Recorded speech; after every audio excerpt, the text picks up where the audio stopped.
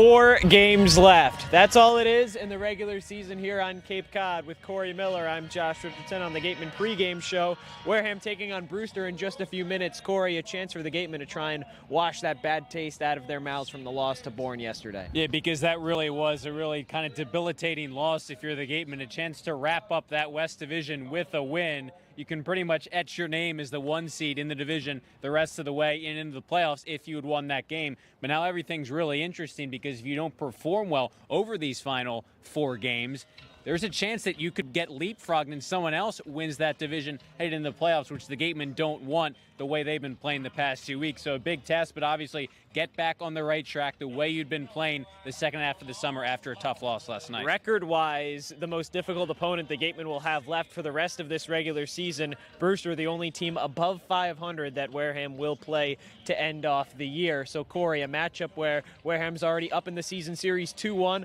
Obviously, the stakes are high. Tensions are always high between these two teams with Jamie Shevchik on one end, Keystone head coach Ryan Smythe, manager for the Gatemen, a Keystone assistant. So everybody's going to be trying to win this one, and a big matchup for Wareham to try and clinch that top 3 seed in the West. Yeah, there is a lot at stake here. You mentioned kind of those scenarios, the Keystone rivalry. Brewster is really pretty much in a playoff spot, but listen, they don't want to finish 4th in the East. They want to keep moving up, maybe get some home field advantage the way they've played, and obviously the Gatemen trying to stay in the top spot in the division. They don't want to fall down anymore because they've really locked their spot lately in the second half of the season. So a lot to play for as usual between these two squads. Their 3 prior meetings this summer have been really close, highly competitive contests, and like you said, it's a kind of a tough task for the Gatemen to bounce back against a really good Brewster team. But I think if you're Wareham, that's how you want it. You want to earn your way as that top seed in the West. One of the reasons that the Gatemen have locked up one of those top spots in the West is from reliever Ty Stark. He pitched yesterday. He's with our Rayna Maggelet.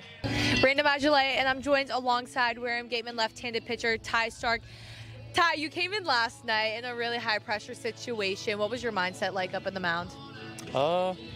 Just try to throw a lot of strikes, kind of let the defense handle it, you know, infield's in. So just try to throw strikes and give my team a chance. What was your communication like yesterday with catcher Drew Rogers and pitching coach Eric Luxus? Oh, it's always really good with those guys. You know, I've been with Drew for a little bit now, so the communication's been really good. He kind of knows what I want to throw, and so it's been really good, you know. Our catching position has kind of fluctuated a little bit with who our catchers are. How do you adapt to working with different catchers? Honestly, I just try to get kind of close with them off the field. You know, like if I can catch them for like a conversation or something, you know, just build a good bond with them so it's not so like businessy and baseball-y. Like have some fun with them, you know. So that's what I try to do is, you know, mix it up and have fun with the catchers. So. And following with that, how would you describe the bond with you and all of your teammates? It's been super good. You know, it's super low-key. We all handle our business, you know. So it's been great, yeah. Awesome. Well, good luck tonight. Thank you. 4 games left. That's all it is.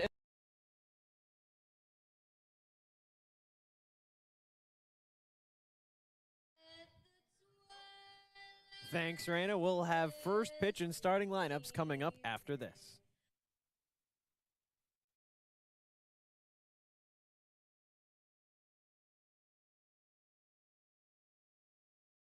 Wareham-based AD Makepeace Company, founded in 1854, is North America's largest cranberry grower and recognized leader in environmentally responsible real estate development and land stewardship. For 171 years, AD Makepeace Company has supported community events and organizations like your Wareham Gatemen. Visit admakepeace.com to learn more. Cape Cod 5 is proud to be the official banking partner of the Cape Cod Baseball League. Cape Cod 5 offers a broad range of financial products and services tailored for every stage in your financial journey. Reach out to us. We're here to help. For a good piece of glass, call Abby, located at 3 Tyler Ave in East Wareham. Call Abby Glass and Locks about getting a free quote for your windows, doors, locks, and other glass needs. Here at the Mass State Lottery, we know there's no bigger win than the $1 billion we provide each year to support all 351 cities and towns in Massachusetts. Now that's how we all win. The Mass State Lottery. Welcome to the state of winning.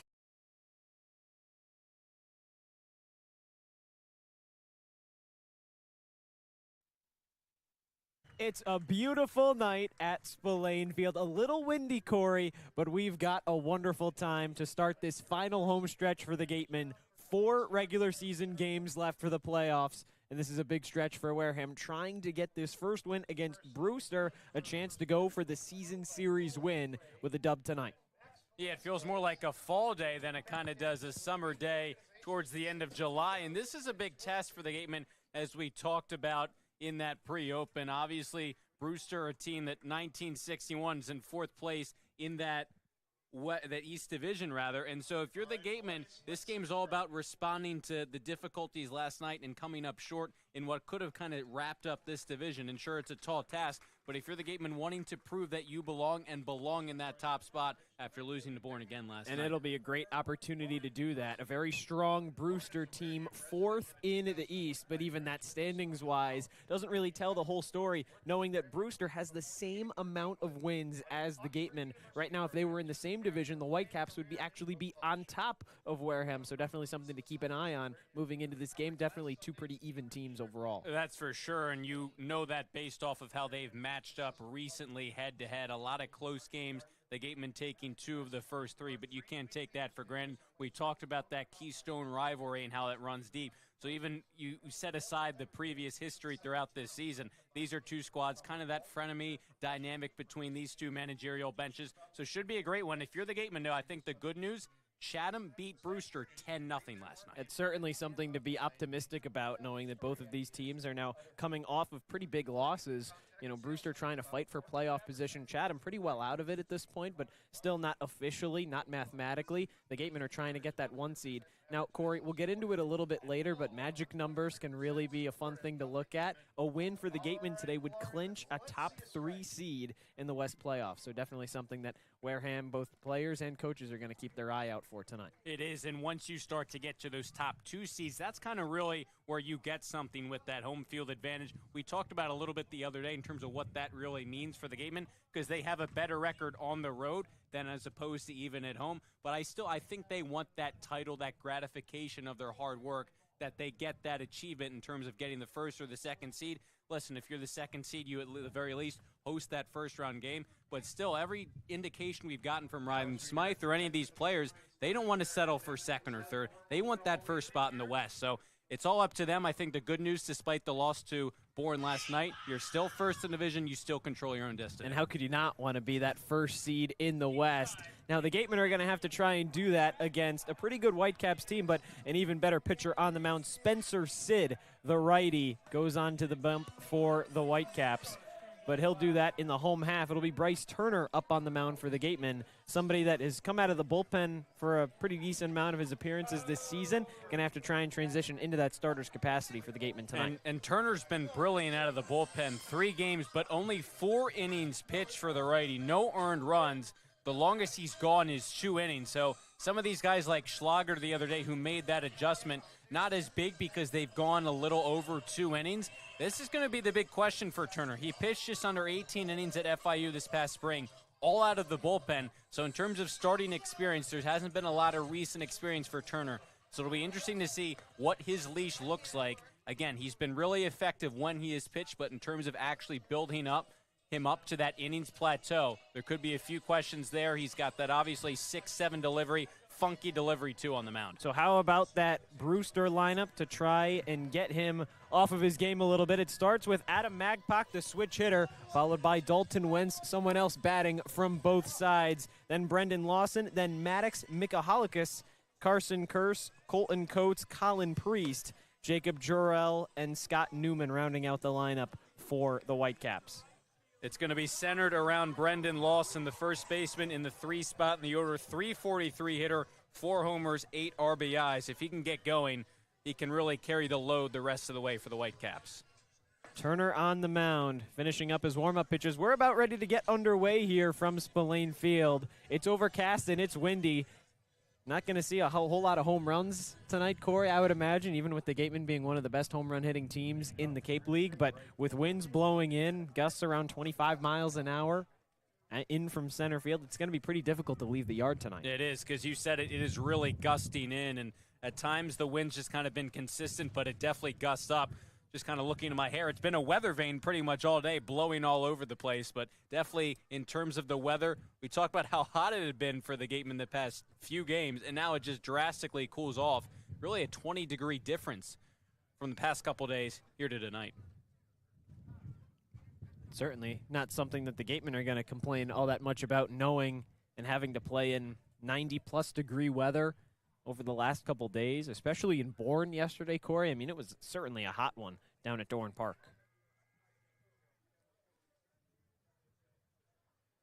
Looks like we're about ready to go.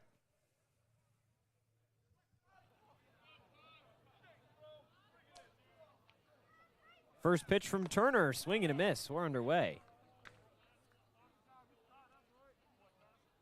When you're a pitcher on the mound, getting your first start, first action, when you've been limited to just an inning, maybe two out of the bullpen, getting ahead, limiting that pitch count is going to be really important for Turner. Just misses away.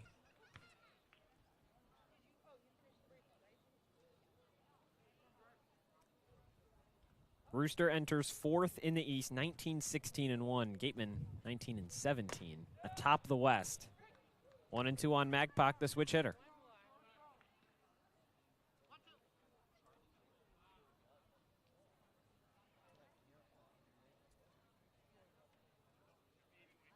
Swing and a miss. Good way to start it off for Bryce Turner. That's effective pitching right there by Bryce Turner. Talked about his delivery, just kind of a funky arm slot, especially coming from a guy who stands at 6'7" on the mound. So I think it's going to take adjustment for hitters to get used to. And the defense for the Gatemen going third to first on the infield, Turner, Ramirez, Cale, McHugh, Drew Rogers behind the plate. New guy into the lineup, Foster Apple. He's in left field with Yost and Cruzen in center and right. So a little bit more familiarity on the right side, but Foster Apple making his first start of the summer with the Gatemen. After a prolonged summer in the NECBL, didn't have to travel a whole lot. The Gateman finally getting his bat in the lineup after a bit of a layover since he's gotten here.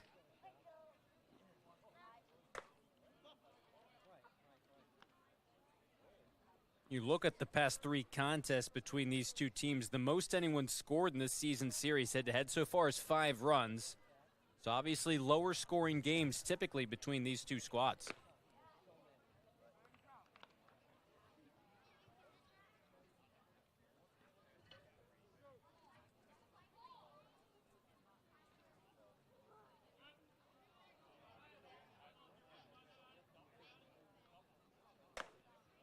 One-two on Dalton Wentz, misses away.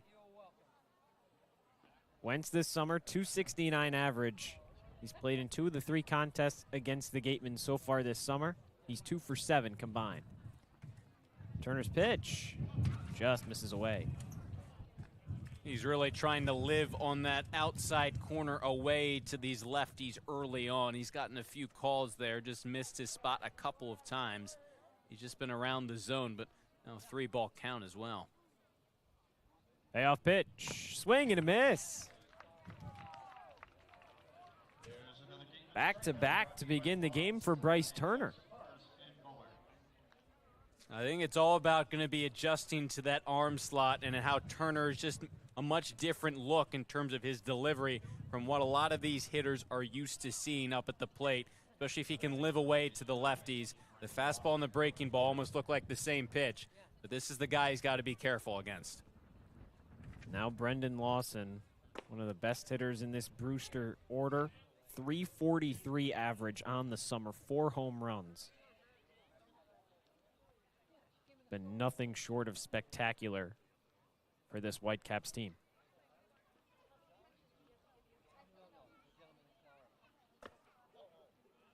A ball and a strike.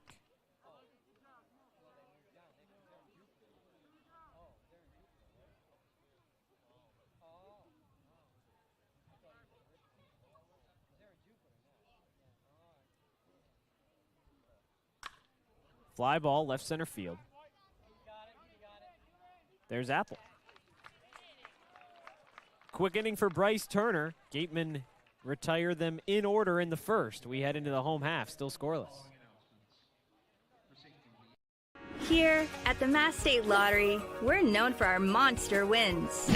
But there's no bigger win than the $1 billion we provide each year to support all 351 cities and towns in Massachusetts. In our game, we know that supporting local businesses and helping communities is how we all win. Because at the lottery, we're all playing for the home team. The Mass State Lottery. Welcome to the state of winning. A+ repairs smartphones, tablets, game consoles, and computers. Get it done right the first time. Cape Cod Central Railroad is proud to sponsor the Wareham Gatemen for the second year in a row. Experience the scenic beauty of Cape Cod like never before. Journey through picturesque marshes, cranberry bogs, and dunes on our historic rail line. Whether you're savoring a 5-course gourmet dinner, enjoying a Sunday brunch with a live jazz band, or bringing the family on a narrated excursion, there's a ride for everyone. Departing from Hyannis and Buzzards Bay, visit capetrain.com to book your ride today.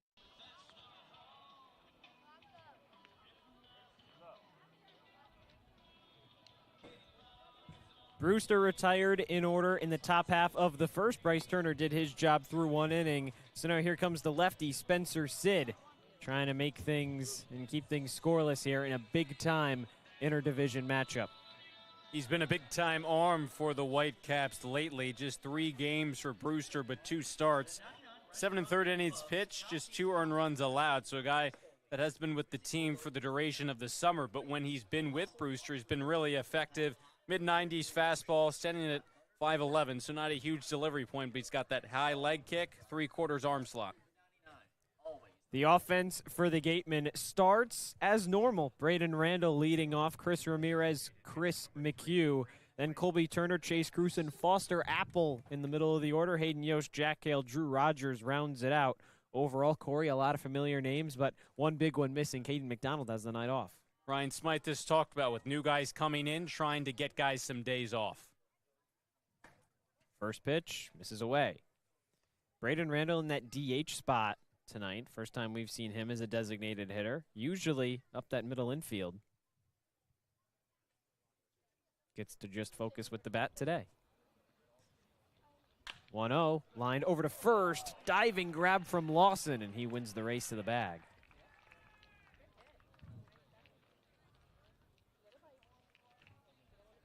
That's a great play by Lawson right there. To lay out and make that play, gets by you. Randall more than likely ends up on second to begin the home half of the first. Then you got the heart of his lineup coming up. A night after you lost 10-0 to Chatham, the last thing you want to do is go down early again. And that play might go a long way into keeping this first inning scoreless.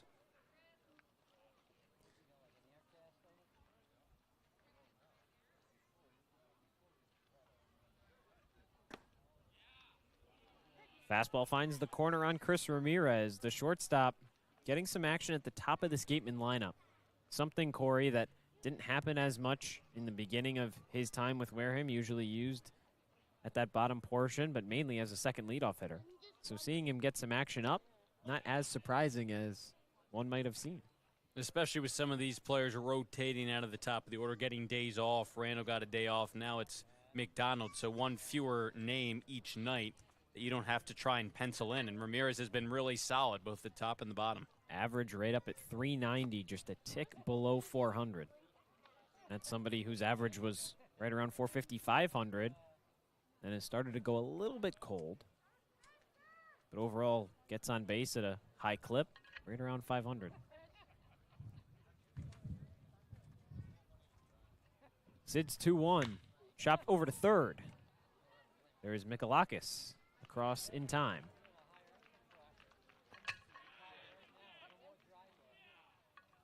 You're seeing this high leg kick on the mound from Sid. He really hides and disguises that ball until he delivers it.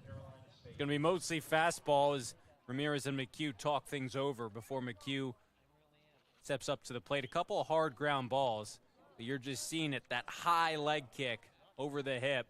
Hides the pitch well. It's going to be fastball. The question is, how well can you work his sweeping curveball off of that fastball?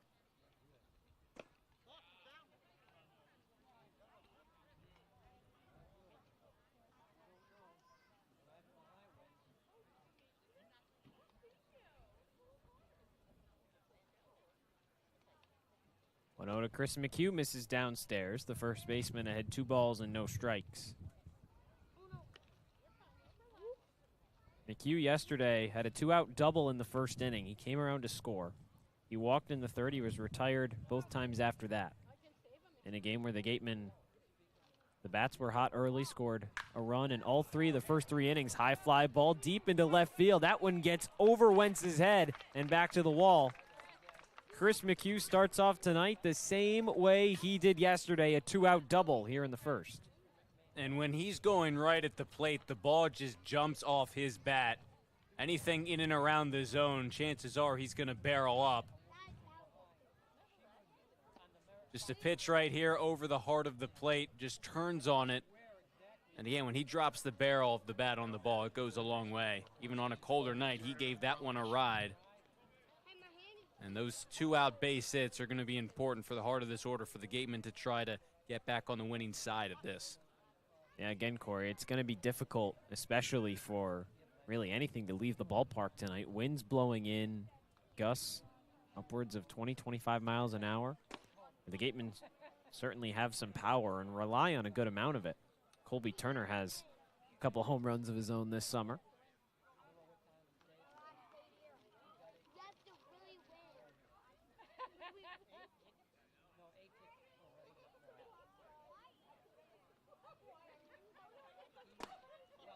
Two and 0. And it's been pretty consistently breezy throughout the day, but it's really especially those gusts that pick up from time to time that have really made the wind seem impactful.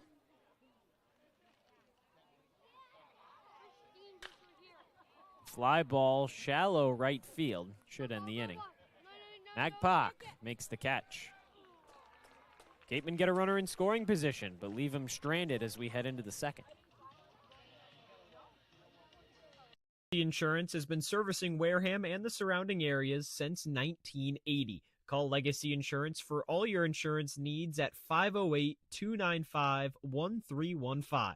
Legacy Insurance, your hometown agency.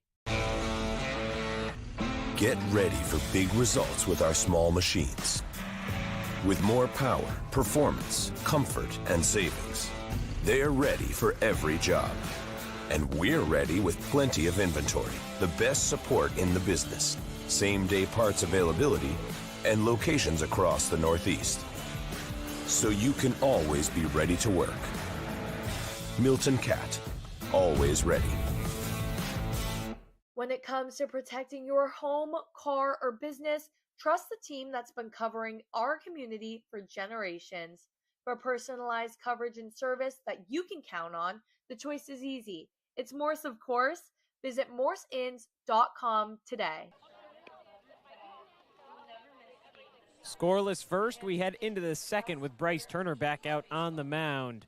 Gatemen and the Whitecaps, game 37 of this Cape Cod summer. Both teams trying to make some playoff moves, playoff pushes toward the end. Turner started off his first start of the season with 2 strikeouts in the first. It was really an effective inning, facing a bunch of guys from the left-hand batter's box at the plate, just lived on that outside corner.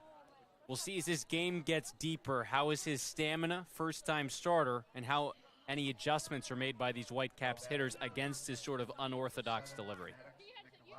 Starting off the second inning, Maddox Mikalakis. Cory, that's a mouthful. It sure is.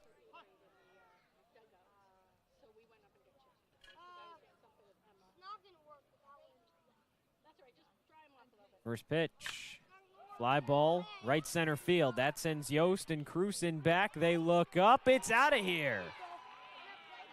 First pitch of the inning, and Mikalakis sends one 391 out into center field, 1-0 Brewster.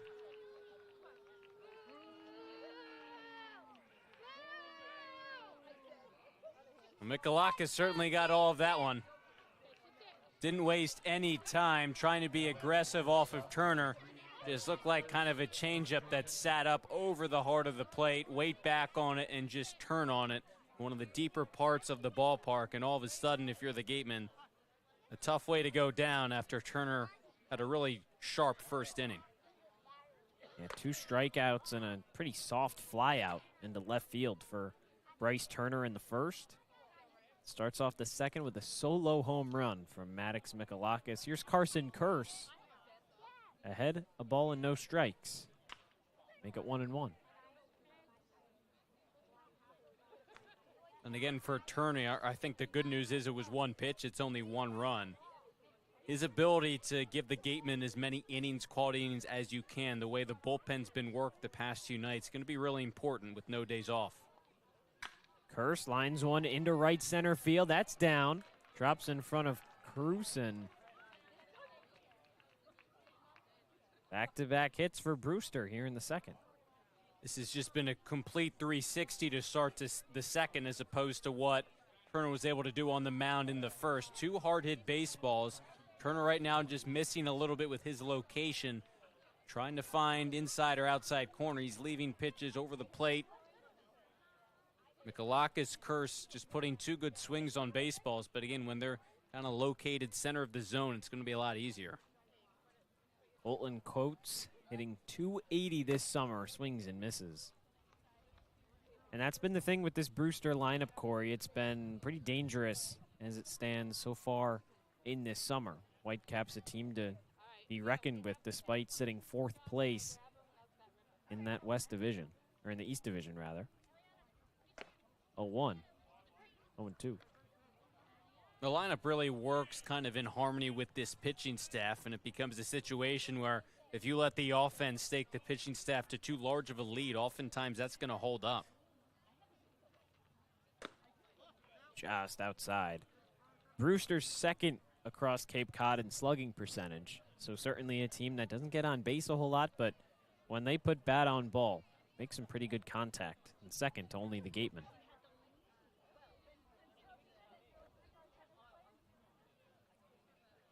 1-2. This is in.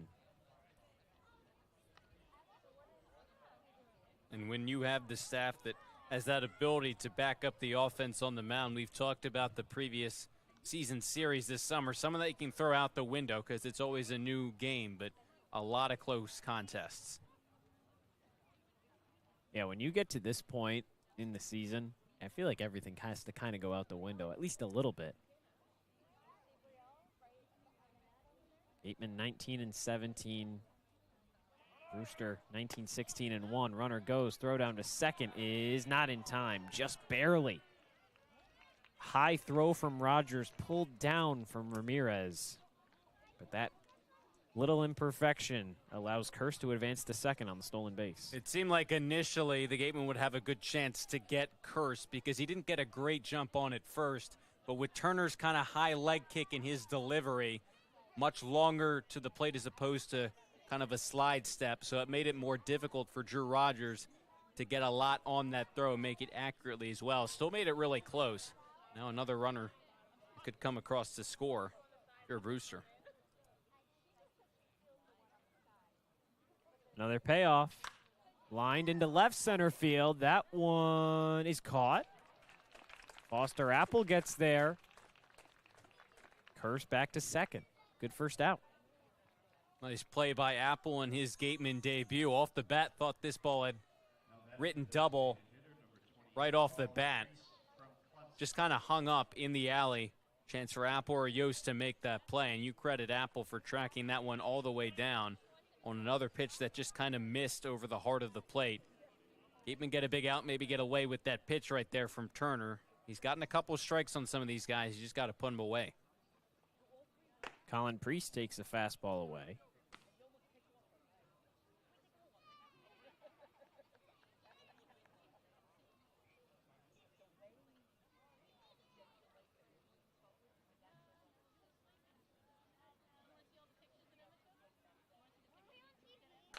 Fouled back.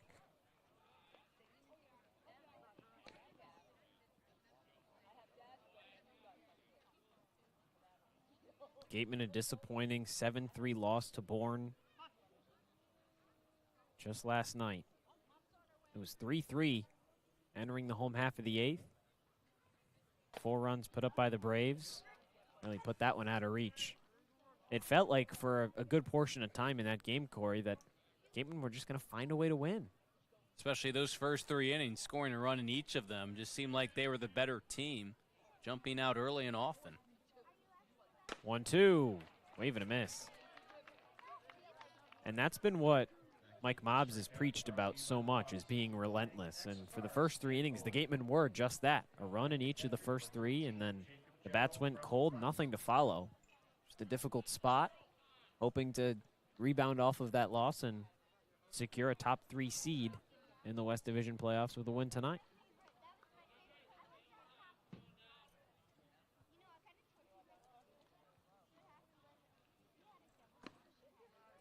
Fastball on the corner for Jacob Jarrell.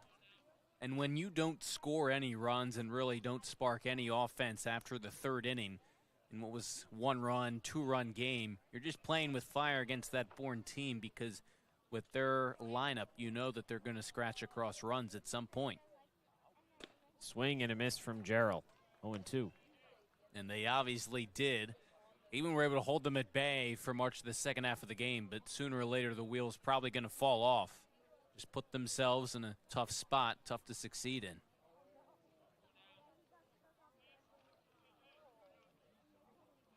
Swing and a miss. 4 strikeouts through 2 innings for Bryce Turner. Strands that Brewster runner in scoring position, but the Whitecaps get run 1 across, courtesy of Maddox Michalakis. We head into the home half of the second with the Gatemen down 1-0. If you need to dig, lift, move, grade, clear, or cut, pump, weld, clean, light, and just about anything else, dial up the rental source for the newest and the most reliable equipment in New England. Staffed with equipment and construction experts, Milton Rents, your local source. As the sponsor of tonight's game, PCT Federal Credit Union is proud to root for the home team. We're thrilled to offer great rates on auto loans, home equity lines of credit, and so much more. Visit us on Cranberry Highway in West Wareham. Reed Custom Soils, a subsidiary of the AD Makepeace Company, is New England's most experienced precision soil blender. Reed is the leading provider of the lightweight planting soil for green roof installations, stabilized stone dust for nature paths and pedestrian walkways, bioretention rain garden soils, and specialized soils for athletic fields, including your newly renovated Spillane Field. To learn more, visit reedcustomsoils.com.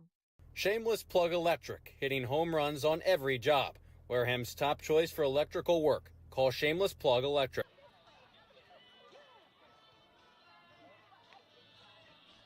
Gatemen down 1-0 entering the home half of the second. And now, Cory, over these last couple of weeks, couple of days, Gatemen have had to make a bunch of roster changes, pitchers moving in and out, players heading back to college, heading back to home, just trying to enjoy the last bits of summer. One of those new guys that gets to come in, Jack Cale. So what do you know about him? Jack Cale has obviously gotten limited playing time, 9 at-bats, hoping to make an impact. New spot with the Gatemen, but a guy who grew up playing with one of his Columbia teammates in Sam Miller, started playing baseball together when they were in 4th grade, about 7 years old. And the neat thing between those two Columbia teammates who have had a lot of success there is that you go back to when they were in 4th grade. Miller wrote a letter to his future high school self at the time, and he said when he was in 4th grade that he was hopeful that himself and Jack Cale were still playing baseball together. Well, they certainly were in high school, and they've only continued to play baseball together at Columbia in college, playing all the way back since they were 7 years old. How great is that? And to see them succeed, too. That's what, at least 12 years at a minimum, from 7 to 19? I mean, Miller was unanimous Ivy League Player of the Year, and Cale was an all-conference first-team selection.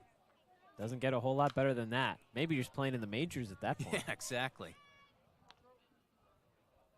Chase Gruson's behind 1-2. He's hitting .301 on the summer. His bat has gotten going as of late. Yesterday had 2 singles.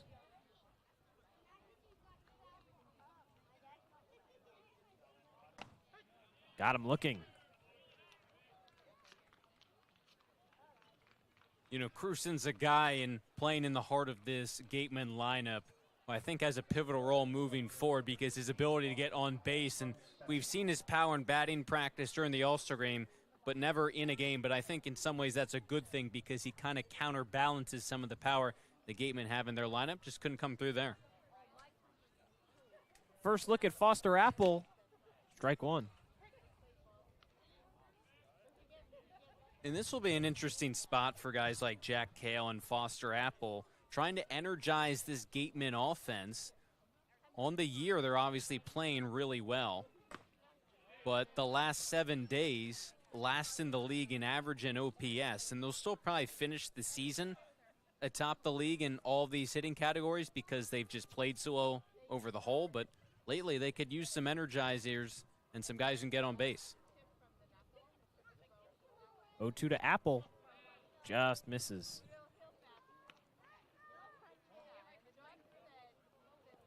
Apple had a nice year this past season at Stetson. 299, 10 doubles. Through 29 walks as well. 1-2. This is down. 29 walks, 41 strikeouts. That's a pretty good ratio, I would say. It is a guy who can get on base and has good plate discipline, so typically is not struck out a whole lot.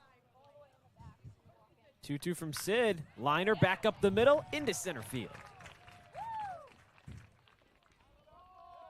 One at bat, one hit for Foster Apple. Welcome to the Gatemen. Yeah, that's how you try and energize a lineup. Now down 1-0, and a guy whose bat-to-ball skills are really impressive. He hit just one homer down at Stetson this spring, but he hit 299, and you go to the NECBL this summer, hit 281, 10 walks, 14 strikeouts. So he can hit the ball hard. He's got really good plate discipline, even with a couple of strikes.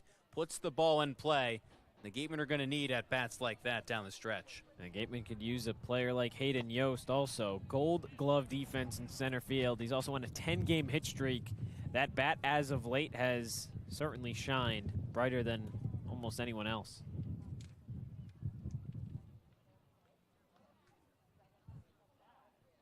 One-0 from Sid. Finds the corner. I think it's such a luxury to have someone of Yost's caliber, but the way he's swinging, hitting all the way down at 7th in the lineup to just extend it and make it even more dangerous, even facing a lefty on the mound. It's just been so rock solid lately. Check over, and they've got Apple picked off. Throw down, well in time. It's those lefties with those dangerous pickoff moves, Cory. It is indeed. And in Sid's case, obviously we noted that high leg kick. Apple just probably trying to time it up. If he at one point had to get down to second trying to steal or just on the crack of the bat. Whether it was first move, second move. Yost rips that one foul. Just a tough break because you go from having a base runner on to even a lefty-lefty matchup, but Yost has been swinging such a hot bat to now no one on, 2 away. Makes this spot a lot less dangerous and allows Sid to really attack Yost. Well, Apple didn't have a single stolen base this past season at Stetson, so something he might be trying to work into his game a little bit more. 2-2.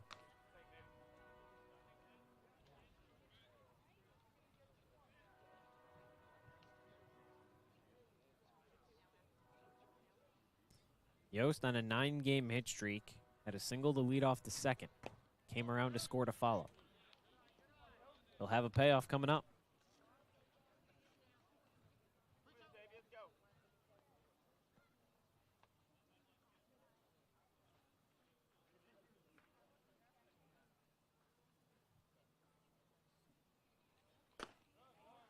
Two-out walk for Hayden Yost. Really impressive at bat. Even once Sid got to 2 strikes on the Gatemen center fielder to not expand the zone. Didn't chase anything up or away. Really earns that 2-out walk, and now a chance for Cale. Only has 1 hit and 9 at bats so far this summer, but he's had some hard hit balls. Guy who gets the barrel to the ball a lot of times, puts the ball in play. That was what Cale did yesterday. 2 flyouts, 2 groundouts.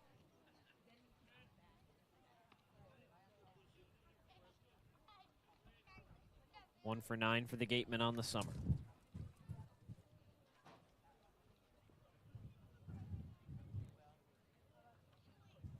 1-0 breaking ball on the inner corner. And he profiles someone, like, as I said, who puts the ball in play. He's not going to strike out a ton. Hasn't gotten a ton of success despite hitting some balls hard in his few trips to the plate this summer. Chopper over to third. Picked out of the grass, or out of the dirt rather, by Lawson. That retires the side. Gatemen leave another runner stranded heading into the third. 1-0 Brewster. Finding a good personal injury attorney is very difficult. If you or a family member has been involved in an accident, hurt at work, suffered a slip and fall, or have been injured due to negligence of someone else, contact the lawyers at Reedy, Kiernan, and McNally, LLP today. They are experienced trial attorneys who practice in all of the courts in the Commonwealth. The firm has been recognized by Best Lawyers in America for outstanding legal representation. Contact Reedy, Kiernan, and McNally, LLP today. The firm is located at 267 Main Street in Wareham. Reedy, Kiernan, and McNally, LLP also has offices in New Bedford and Falmouth. Call 508-295-0286 or visit their website, www.rkm-law.com.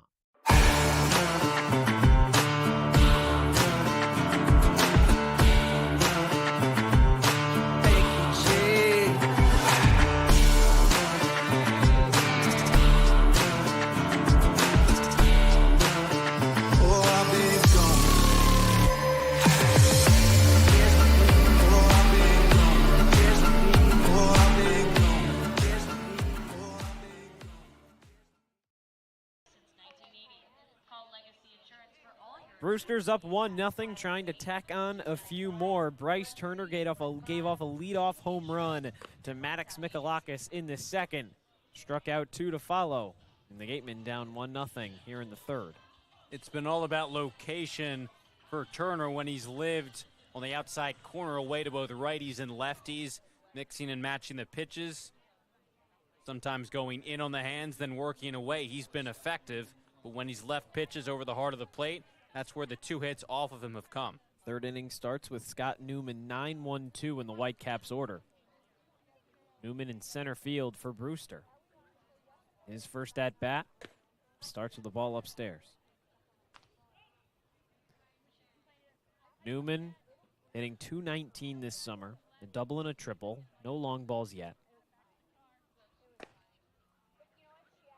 Played this past season at USC Upstate as a freshman. Hit .300.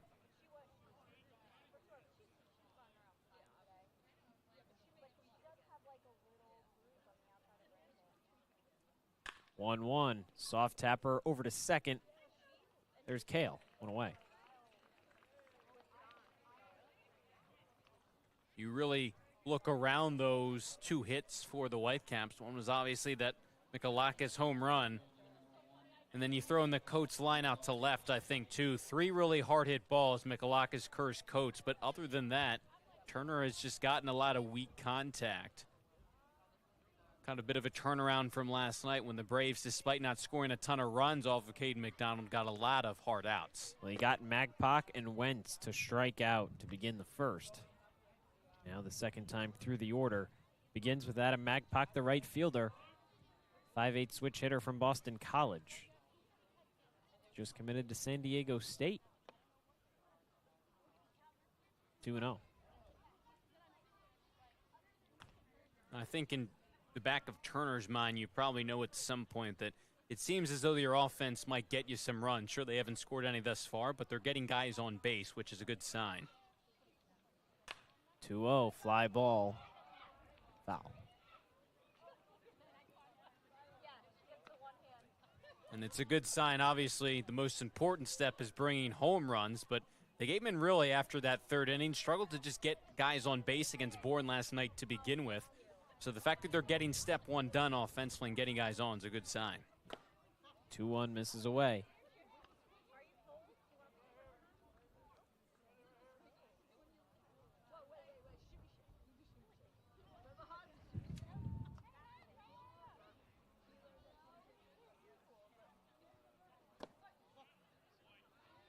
Five-pitch walk for Adam Magpok here in the third.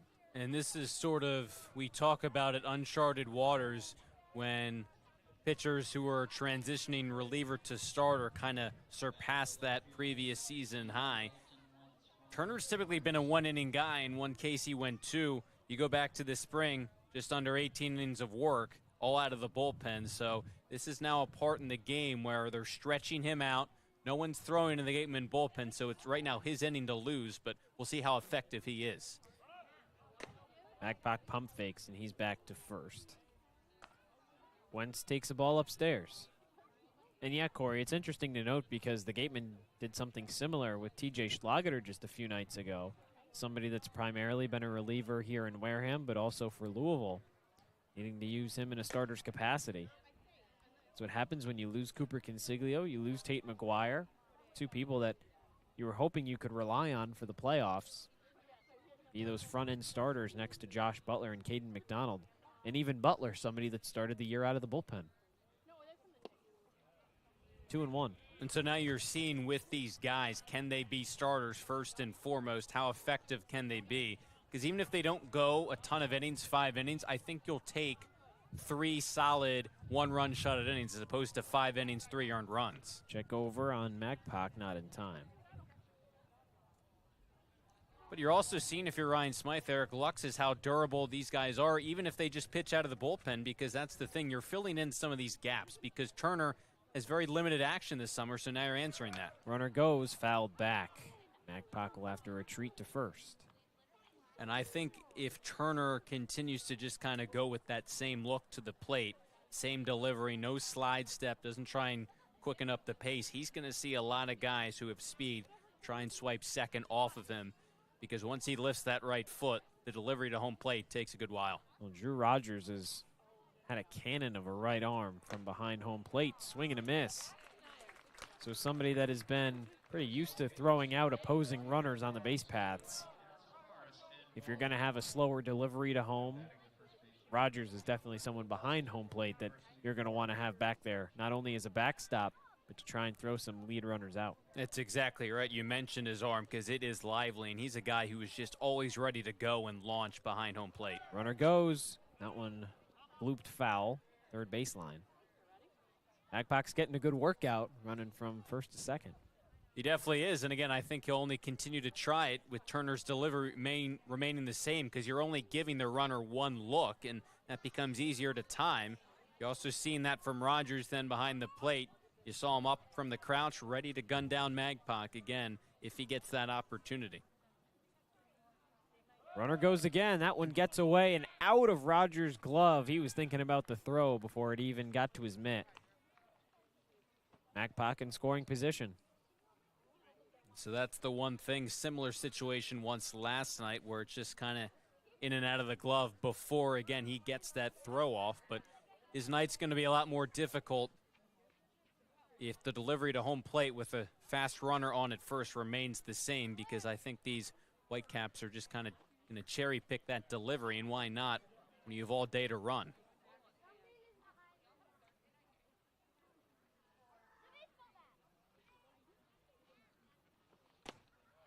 Strike 2. Now, if Turner keeps pounding the strike zone, may not come back to bite him too much that he's allowing some of these stolen bases, but it's all about stranding those runners at this point. 1-2 pitch, lined into left field, slicing foul out of play. Lawson, one of those dangerous guys that you don't want to get going. 0 for 1 with a flyout in the first.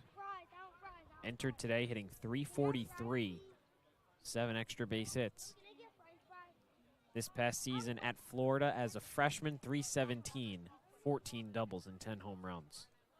Yeah, he is really just the X factor in the Whitecaps lineup. Not that he's the only guy with good offensive numbers, but can be a game changer.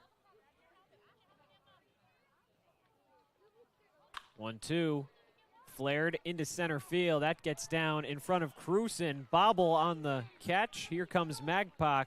He'll score without a throw.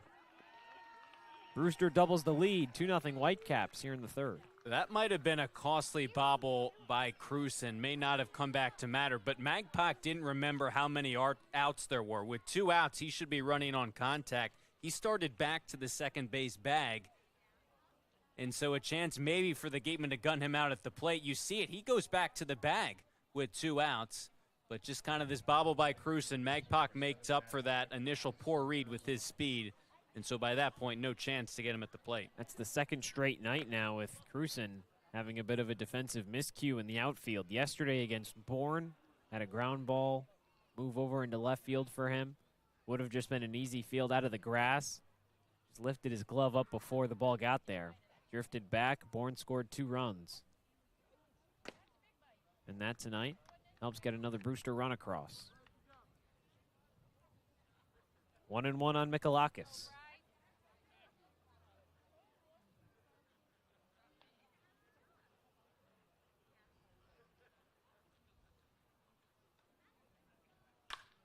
That's back up the middle. Lawson halts at second. And more 2-out hitting for the Whitecaps. When Brewster is connecting on their swings and their hits, the ball's jumping off the bat. You know, Turner's really tried to make a living against both righties and lefties on the outside corner, but when it leaks back over the plate, he's been getting hit hard. And you see it right there, just kind of a little up above the knees, and it just kind of sits on a tee over the heart of the plate, and it's been easy for hitters to square up when Turner has missed his spots. All 4 Whitecaps hits have come from 3-4-5 in the Brewster lineup. Now Eric Luxus wants to talk things over with Bryce Turner about what's going on the mound. A dominant first inning, retired in order with 2 strikeouts, gave up the home run to Maggelet to begin the second. Single from Carson Curse, he was left stranded. 2 strikeouts to get out of the second, and now in the third inning, had just 1 on and 2 out. Things have started to unravel. And it's obviously in your mind, if you're Eric Luxus, Ryan Smythe, the usage of your bullpen the past few nights. You've used a lot of different arms. And so you knew Turner going in probably wasn't going to give you 5 innings. That's just not probably, unless the pitch count was in such great shape, how you're going to use the guy making his first start of the summer in terms of building him up the safe way. But again, to get through clean innings and give any reliever a clean sheet to start the 4th would go a long way into not overtaxing the bullpen down the stretch. That's fouled back from Carson Curse. Had that single and a stolen base. Chance to bring in the 3rd, potentially 4th or 5th Brewster runs of the night.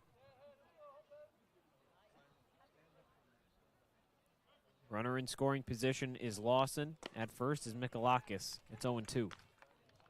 And this has been a good bounce back at bat to get ahead of Curse quickly. You're down by 2 runs, but I think there's worse spots to be if you're the Gatemen. And Turner's first start.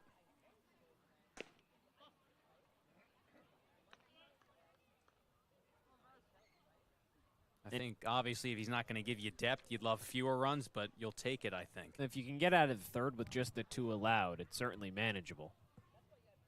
Just got to get some of those runs across offensively. 1-2, fouled back. And it would always, you knew going in, it would be an interesting test for Turner because you just have not seen a lot of him this summer. Late season pickup. 4 innings of work coming in. Just not a huge sample size, and a new role for him now as a starter tonight. Turner steps off. And that has to be difficult, especially coming from college, didn't make a starting appearance. So far this summer, just limited innings. One of those new additions for the Gatemen. 1-2, flare into right center. It's going to drop. Lawson coming to the plate. The throw is offline. 3-0 Brewster. Whitecaps score again. RBI single from Carson Curse. A situation where the ball was hit reasonably hard, but the exit velocity not as high as some of the other hits, but still well hit into the outfield. Unfortunate break for Turner and the Gatemen. Ahead in the count, 1-2. That wasn't a terrible pitch. It stayed on the outside corner, but it just kind of floated up, and it stayed over the heart of the plate, didn't get down, and just Turner unable to get out of this inning cleanly. Now here comes Luxus again. You have to imagine that with 2 quick mound visits in a short period of time, that's going to be it, and it will. Luxus takes the ball from his right-handed starter. The Gatemen will make a pitching change. While that happens, we'll go to break. When we come back, Brewster still threatening here in the third. 2 on and 2 out. Law. Live, life, law. Covering all residential and commercial real estate matters. You live life to the fullest and let us Sync Law. That's synklaw.com. Sync with an I, not a Y. Be selfish. We represent only you. Sports Turf Specialties has set the standard for high-quality natural grass athletic field construction. As a full-service athletic field construction company, we specialize in design, build, and renovation of native soil, modified soil, and sand-based athletic fields. Our team will provide you with superior quality, expert guidance, and continuing support long after the completion of our project. We are proud to have built the infield for the Wareham Gatemen field. Go Gatemen.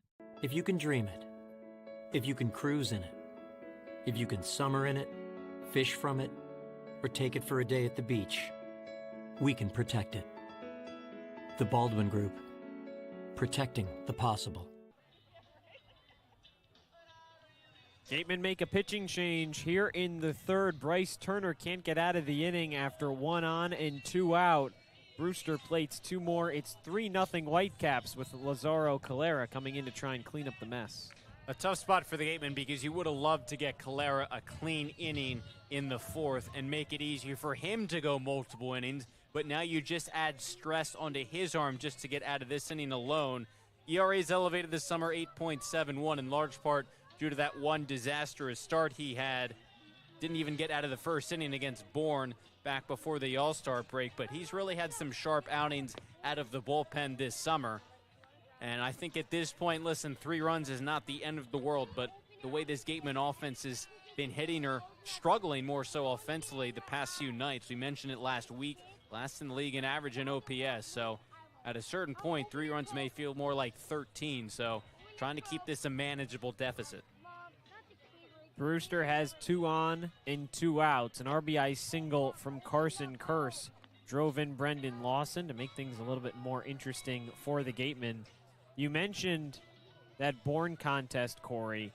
Now, Calera hasn't had a whole lot of opportunity since then. Not somebody that's been in games for large portions of time. And now a great opportunity to try and get that bounce back against a Brewster team that he's had a lot of success against. When you look at it overall, 3 of his innings on the summer have come against the Whitecaps, allowed just 2 hits and no runs with a couple of strikeouts. He'll have to get out number 3 against Colton Coates. Switch hitting second baseman. Lines one over to third, and there's Colby Turner. Hard hit, but right at the hot corner, and Calera gets out of it. Still 3-0 Brewster heading into the home half.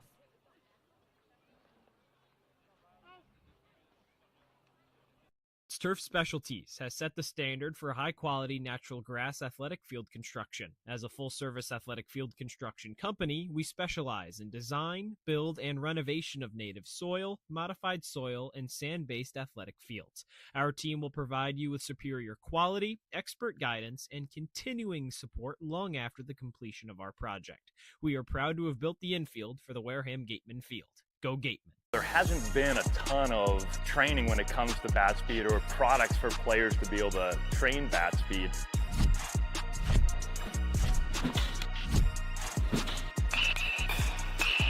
You can improve your bat speed and reach your goals working 10 to 15 minutes a day on this a couple of times a week. That's a no-brainer for every player.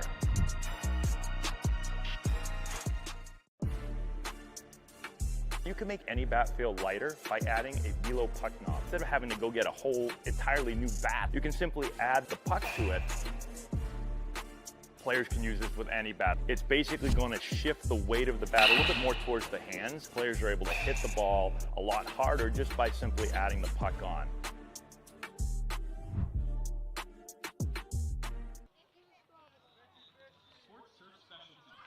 Brewster plates 2 more runs in the third and gives the lefty Spencer Sid a bit more support heading out back onto the mound for his third inning of action.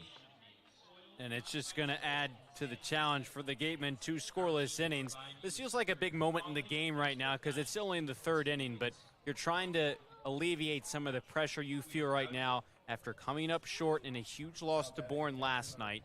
You're already down by now 3 runs through 2.5 innings tonight. But you've had a couple guys on base, so to me a good sign, at least moving forward. But you got to try and start getting some of those runs back now. Gatemen have left a runner stranded in each of the first 2 innings. In inning number 3 starts with a breaking ball in for a strike on Drew Rogers, the former Whitecap. Spent the first month of the summer with Brewster, hit a .167. In a Gatemen uniform, has struggled. But bat has gotten going as of late. Back-to-back games with a double for the backstop. And we saw him before the game was really talking it up with some of his former Whitecaps teammates over in the first base dugout, along with some of the Whitecaps coaching staffs. Just right now trying to get some revenge against his former Cape League team. Certainly has to be a game where you want to play well. Last time that the Gatemen and the Whitecaps will play this season, barring a championship appearance. Pop fly in the infield, and everybody called off by Mikalakis. One away. Some of those pop-ups right there along the infield, the way the wind is blowing tonight, might be a bit of an adventure. That one just kind of sat up a little bit over the heart of the plate. Rogers getting a little bit underneath of it. And now we'll see what this Gatemen lineup can do second time through the order, starting with Braden Randall. And it's windy, Cory. We're no meteorologists here, but from looking at the radar earlier in the day, it seemed like all the storms were going to miss us. Just up towards Boston a lot more, and it would just kind of fly over the northern end of Massachusetts rather than hit Cape Cod. But that wind is certainly affecting things here. You're trying to keep all your note cards in one place. I know. Swing and a miss from Randall, it's 0-2. A night like tonight, that's going to be a lot easier said than done, because it really seemed like a storm has been coming this way for the duration of the day. But any possible rain at this point, it seems like that might come this way will be after the game's already over, hopefully. 0-2, misses away. Well, the last time that Brewster was here was back on July 8th. And that was a notable matchup, Cory, because the game was suspended for about, 55 minutes to an hour with a lightning delay? But it never actually rained when we were here. It was just within 3 miles, so the game had to get postponed. Everything resumed. Brewster ended up winning.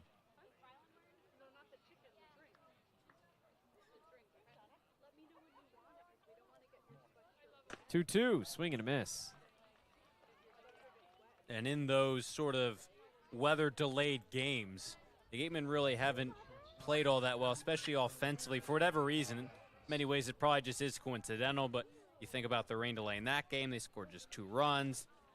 Against Bourne on July 4th, game pushed back an hour, scored just 2 runs. So a couple times this summer where they were either delayed or pushed back, interrupted, the offense has struggled a bit. Right now, Sid's been sharp on the mound.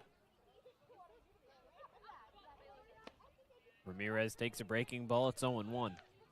And that's something, Cory. There's still a pretty good attendance here tonight at Spillane Field to catch this matchup. But everybody is bundled up. It is not a warm one tonight. 1-1. Not something you're used to saying in late July either. Yeah, because the last day. We talked about it earlier, how hot it's been the past 3 days, especially up over 90 degrees. I think a lot of these people will take kind of low 70s, maybe upper 60s as opposed to that heat. 2-1. Yeah, my phone 69 degrees with gusts of 25-mile-an-hour winds. That's got to be awesome to not only sit outside and watch baseball, but to play baseball. high in the air right field. Magpok drifts over along the line. He makes the catch. 3 up, 3 down in the third, and Sid is through another inning with the Whitecaps still on top, 3-0.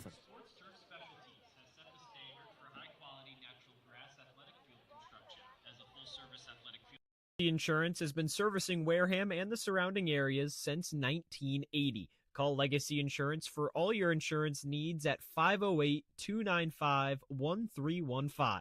Legacy Insurance, your hometown agency. Get ready for big results with our small machines. With more power, performance, comfort, and savings, they're ready for every job. And we're ready with plenty of inventory, the best support in the business, same-day parts availability, and locations across the Northeast. So you can always be ready to work. Milton Cat, always ready. When it comes to protecting your home, car, or business, trust the team that's been covering our community for generations. For personalized coverage and service that you can count on, the choice is easy. It's Morse, of course. Visit morseins.com today. If you need to dig, lift, move, grade, clear, or cut, pump, weld, clean, light, and just about anything else, dial up the rental source for the newest and the most reliable equipment in New England. Staffed with equipment and construction experts. Milton Rents, your local source. We're through 3 from Spillane Field, and Brewster on top 3-0 over Wareham. While that's going on here for the Gatemen, let's take a look at some of the other scores around Cape Cod. YD with a narrow 2-run lead over Harwich, with the Mariners threatening a runner in scoring position in the 8th. A battle between 1 and 3 in the East. Chatham on top of Falmouth. That's a battle of the cellar. Bourne up on Hyannis 2-1 with the bases loaded and 1 out. That has big playoff implications for the Gatemen. Katuitt and Orleans still scoreless in the second early on. First pitch, wave and a miss from Colin Priest. He struck out swinging in his first at-bat. Yeah, that Braves lead literally just happened as we were talking, from 1-1 to 2-1, and the base is still loaded with just 1 out for Bourne in the top of the third. So if they can really get a big inning over the Harbor Hawks right now, could put that game on ice early. Pitch misses inside. A win for the Braves in that game against the Harbor Hawks and a loss for the Gatemen would move Wareham down into second place in the West, a spot that the Gatemen haven't been in really over the last 2 weeks.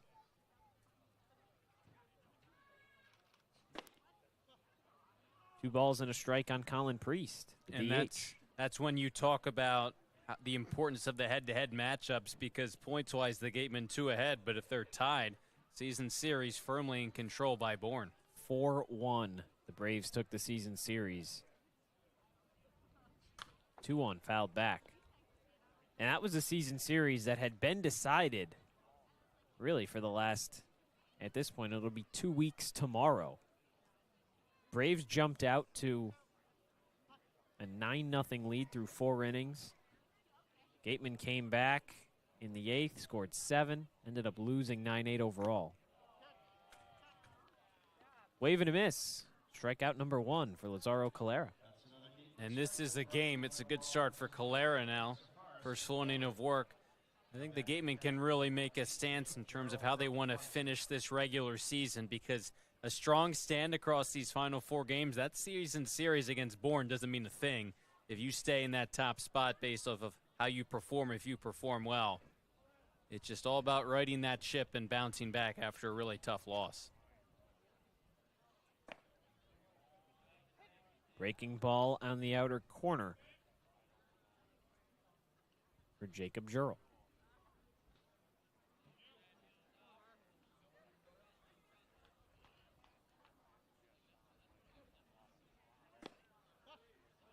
One and one. And listen, there's still some tough opponents, Katuitt and Hyannis. Not easy wins, yeah. And if you just take everything at face value, though, in terms of records, this contest tonight theoretically might be your toughest. Brewster 19-16-1. Gatemen 19-17. Tuitt 15-18-3. Hyannis 14-18-4.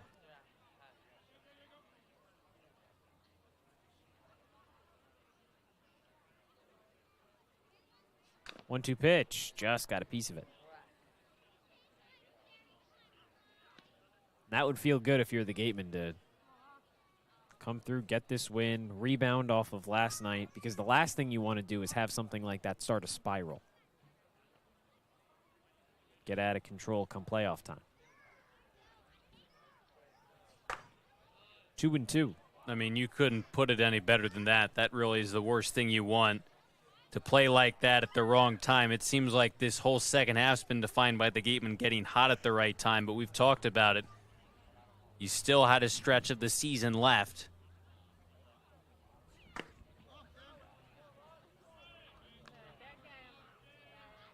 And then at that point, you lose the division lead. You fall a little bit down in the standings. That's where doubt starts to creep into your mind. And in the back ahead, you're questioning how good of a team you might actually be. Payoff pitch misses away. 1-out walk for Jacob Jurrell.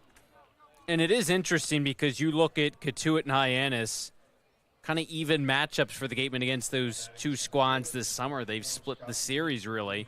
But there have also been, feels like, some lopsided games, some close Gatemen games against Hyannis, but you also think about the 16-9 win over Tuitt. The way this Brewster season series has shaped up, every game has been close. And so in terms of maybe a lopsided win or lopsided loss, this seems like it's just going to be a grinded out, really tough game. Newman pulls a bunt back. And this feels like one not only that you kind of need to not spiral, but also just to kind of get some confidence back overall. Grab a win against a team with the same amount of wins as you. And to do that, we've talked about in the previous matchups about the Keystone rivalry. I think that just would add fuel to the fire in playing for your coaches. I think the Gatemen really like that they're playing for Ryan Smythe and some of these other guys who coaching against other Keystone coaches. 2-0 to Newman. Wave and a miss. And that has to make things pretty energetic on both sides. Obviously, Gatemen on top in the season series 2-1 as it stands right now. Jamie Shevchik wants to try and even things out for his guys. 2-2.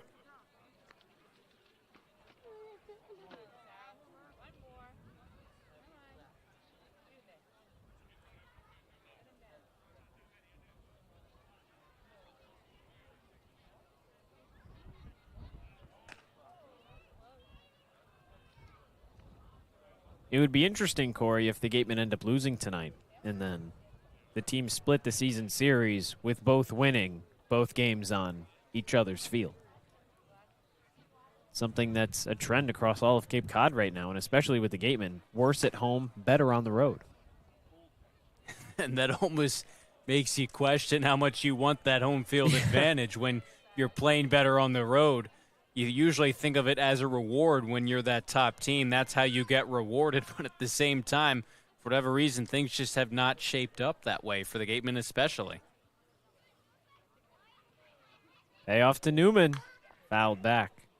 And it might be one of those things, Cory, where when you're the road team, you have the chance to strike first. And when you do so successfully, sometimes potent offenses want to play on the road.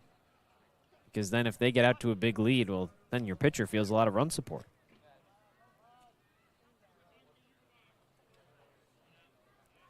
Three-two check over, not in time. You know, at a certain point, I think you sum or chalk some of the lack of success at home to just sort of the way games have played out, not necessarily affected by the ballpark itself. Missed away. Back-to-back walks for the Whitecaps in the fourth. Trouble brewing for Lazaro Calera. Here comes Drew Rogers, at least for a moment, to talk about things with his pitcher. He heads back. A situation where two guys bottom of the order, not two guys you want to walk. You were facing 7, 8, 9 coming into this inning, and then just back-to-back walks. That was a really good at-bat by Newman, but the control from Calera was just sporadic. He located and blew by a couple of fastballs by him, but then just didn't have that pitch locating consistently enough to get an out. First pitch to Magpok. Misses at his helmet. And now the good news, Cory, obviously you don't want to walk the bottom of the Whitecaps order, but at the same time, Magpok and Wentz combined 0 for 3 with 3 strikeouts and a walk.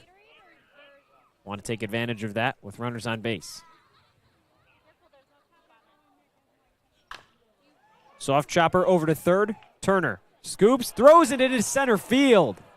Everybody's safe. Here comes one run. Newman stops at third.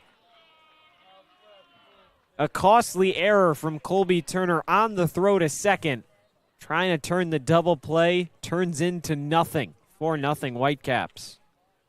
It was probably in the back of his mind that he had Magpok, that great speed running down to first, but you just can't let it affect your throw to second. If he beats out the back end of the turn, so be it, but you just have to get an out. It turned out to be a bang-bang play at second anyways, but just with that throw, you're not going to get anyone in a tough break because now this is a situation where the Whitecaps can really just add on. And break this game wide open. Another runner 90 feet away. And what's the worst possible situation is now less than 2 outs, barring a double play. Brendan Lawson going to get another at-bat. Already has an RBI single. He's hitting .345. That one gets away from Rogers. Runner goes down to second. Wouldn't have even mattered because Rogers didn't even get it on his glove. Now Brewster with 2 in scoring position. Erased that double play possibility. Now the Whitecaps really threatening in the 4th.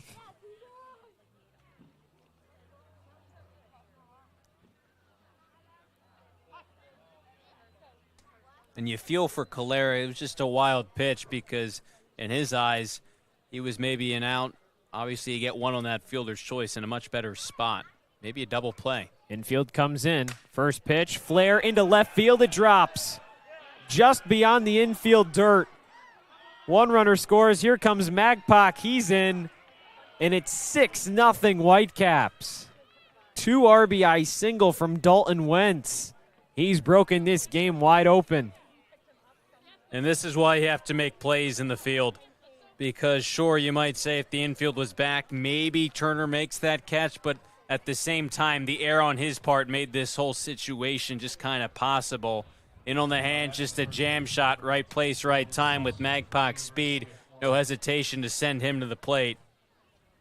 And it's a tough spot where now one big Gateman play can kind of lead to the floodgates here in the 4th. Strike one on Lawson. Flew out to end the 1st. RBI single in the 3rd.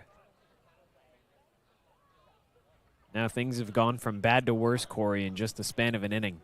This is not how the Gatemen wanted this 4th inning to go. Still with just 1 out. In the heart of the order for Brewster up to bat.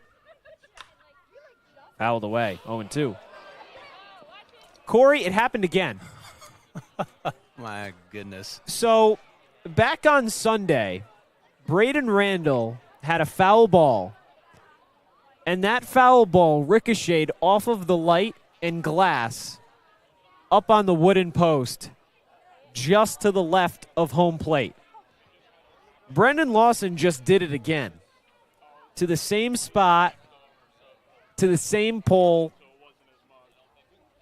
with different glass. And now all of the Gatemen interns that we can see, and Ryan Smythe and Eric Luxus, who have all charged out of the dugout, are saying, how in the world did this happen again? Yeah, the odds of it happening once, really small. The odds of it happening twice, especially within a couple of days, so small. And it becomes a situation where it kind of is somewhat dangerous. You have those lights, you have that glass, and the last thing you need is all of that raining down on all the fans or interns right down this third base line in front of us. It seems like it was maybe marginally better than last time, not as many shards of glass. But still. Yeah. Well, they're going to play on. The last time it was a bit of a delay. Yeah, there was mainly some because some of it got on yeah. the field. Now, Gatemen residents clearing the area to try and clean things up, keeping especially some children out of that pathway. It's a 1-2 on Lawson, who created this whole mess. Runner goes, pitch from Calera, misses high. Throw down to second is not in time. Another stolen base, this time from Dalton Wentz, and Brewster back with a man in scoring position. I mean, that's just where you want that ball to be. If you're Rogers, that's that was a perfect throw. It's in a perfect spot because there's just so little extra the receiving guy has to make in terms of applying that tag. Rocket, perfectly accurate, just good jump from Wentz.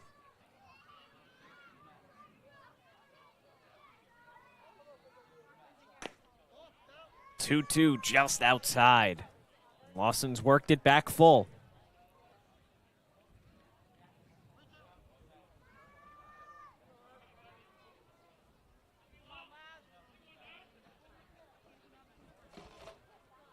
Calera looking for that second out. His 3-2 is lined into left field. It's going to drop in front of Apple. Stop sign applied to Wentz at third. Runners on the corners for the Whitecaps. This is just a tough spot for Calera because, again, some better defense behind him. He might be out of this inning. And now you're in a situation, if you're the Gatemen, where you just cannot continue to take blows to your bullpen.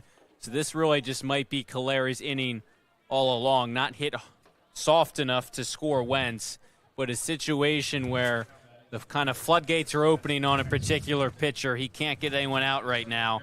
Just the recipient of some bad luck, but at the same time, you just cannot. You don't have the ability to turn in arm after arm with 3 games after this one, the way you've used your bullpen the past couple of nights. You're in a really tough spot. And you have to feel for Calera at least a little bit, just thinking back to that outing before the All-Star break. Got the start against Bourne, gave up 6 earned runs in just a third of an inning. And now comes in relief to try and clean up some mess. He gets out of the third inning with a hard-hit lineout, which was a nice snag by Turner. And if that gets out of his glove, that drifts into left field. Another 2 runs probably score. But this 4th inning has not been his friend. Here's Maddox Mikalakis. A home run and a single. It's 1-1. Just that one play by Turner, I don't think you would have turned a double play. It was even close at second, but you get the 1 out. And a clean throw. The run from third doesn't score. It's entirely different. First and third, 2 outs. You're a pitch away from getting out of the inning. You still only have 1 out right now. 1-1. Line back up the middle. Wentz scores. Lawson stops at second. 7-0 Brewster. Hit parade against Calera here in the 4th. It's just kind of been one play, and since then, Calera's getting hit hard. The more and more guys have seen him. Everything just jumping off the Brewster bats. Rogers just out there to talk things over now at this point and kind of give Calera a chance to catch his breath because it's been one batter after another. After the 2 walks, pitchers are just coming right back at Calera. Pitch up in the zone. Lawson just sends it right back up the middle. Hit hard. And again, you're really in a tough spot because you just cannot continue to overuse that bullpen. You have a variety of arms, obviously. But still, you're putting yourself in a really tight spot. After yesterday's loss, you look in that Gateman dugout, a lot of that mojo and energy has just kind of been sucked out of them, it seems like, right now, down by 7. Well, you mentioned not having the ability to use a whole lot of arms. Eli Jones is warming up, the lefty in the bullpen for the Gatemen. So if things go from bad to worse, even more so for Calera, that would likely be the next arm that Wareham turns to. For now, it remains Calera with 2 on and 1 away. Carson Curse at the plate. 1-0 pitch, hammered into center field. That sends Yost back. He gets under, makes the catch. Pump fake from Lawson. He might be picked off. He's not. Close play, and here comes Ryan Smythe. Unhappy with the call.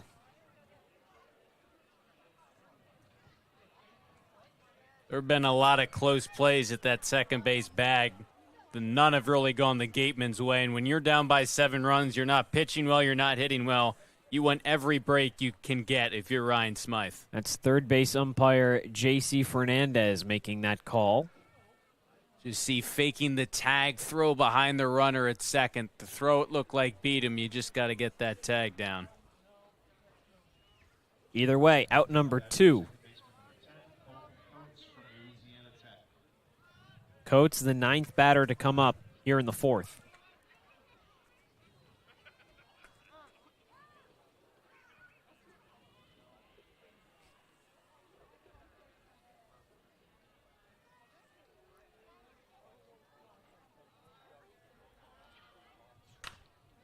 Popped up foul. Every foul ball, Corey, at this point, I'm just going to automatically assume that it's going to hit a light post.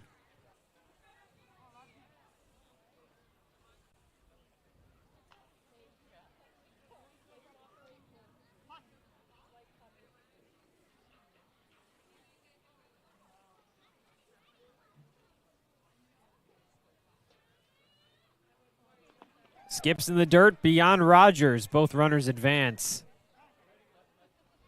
That erases 2 force outs. The only one will be to first. Feel for Rogers, too, this inning. I mean, he has had his work cut out for him. Really, this whole game, guys stealing off of Turner. Collares had some wild pitches. He's stayed busy behind home plate. He's made some nice throws down to second. If you're Collares, just one more strike. Trust your location, trust your pitches, get out of this inning. Now a base hit from Coates would score 2. The 1-2, lined over to short, caught by Ramirez. Run-saving play for the Gatemen, but the damage had been done. 7-0 Brewster heading into the home half of the 4th. Getting a good personal injury attorney is very difficult. If you or a family member has been involved in an accident, hurt at work, suffered a slip and fall, or have been injured due to negligence of someone else, contact the lawyers at Reedy, Kiernan, and McNally, LLP today. They are experienced trial attorneys who practice in all of the courts in the Commonwealth. The firm has been recognized by Best Lawyers in America for outstanding legal representation. Contact Reedy, Kiernan, and McNally, LLP today. The firm is located at 267 Main Street in Wareham. Reedy, Kiernan, and McNally, LLP also has offices in New Bedford and Falmouth. Call 508-295-0286 or visit their website, www.rkm-law.com.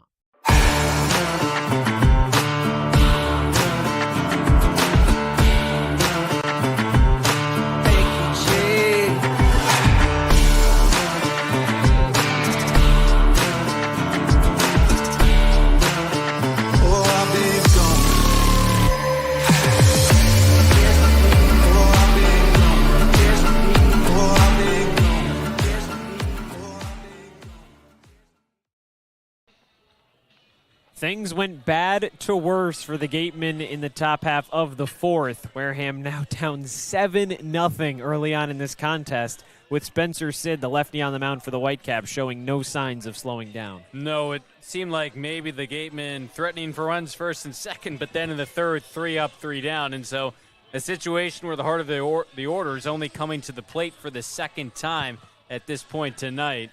The Gatemen have come back from larger leads at points this summer, but I think you need to start showing some signs of life to mitigate some of this deficit. One of those signs of life came from Chris McHugh, had a 2-out double in the 1st. One of only 2 hits for Wareham tonight.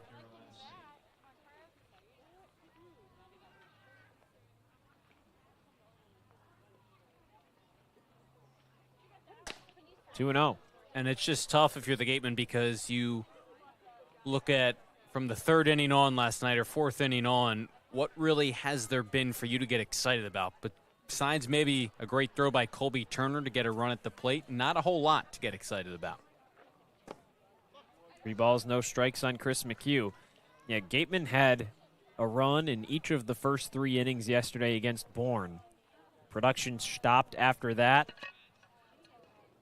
Braves took that one over the Gatemen 7-3.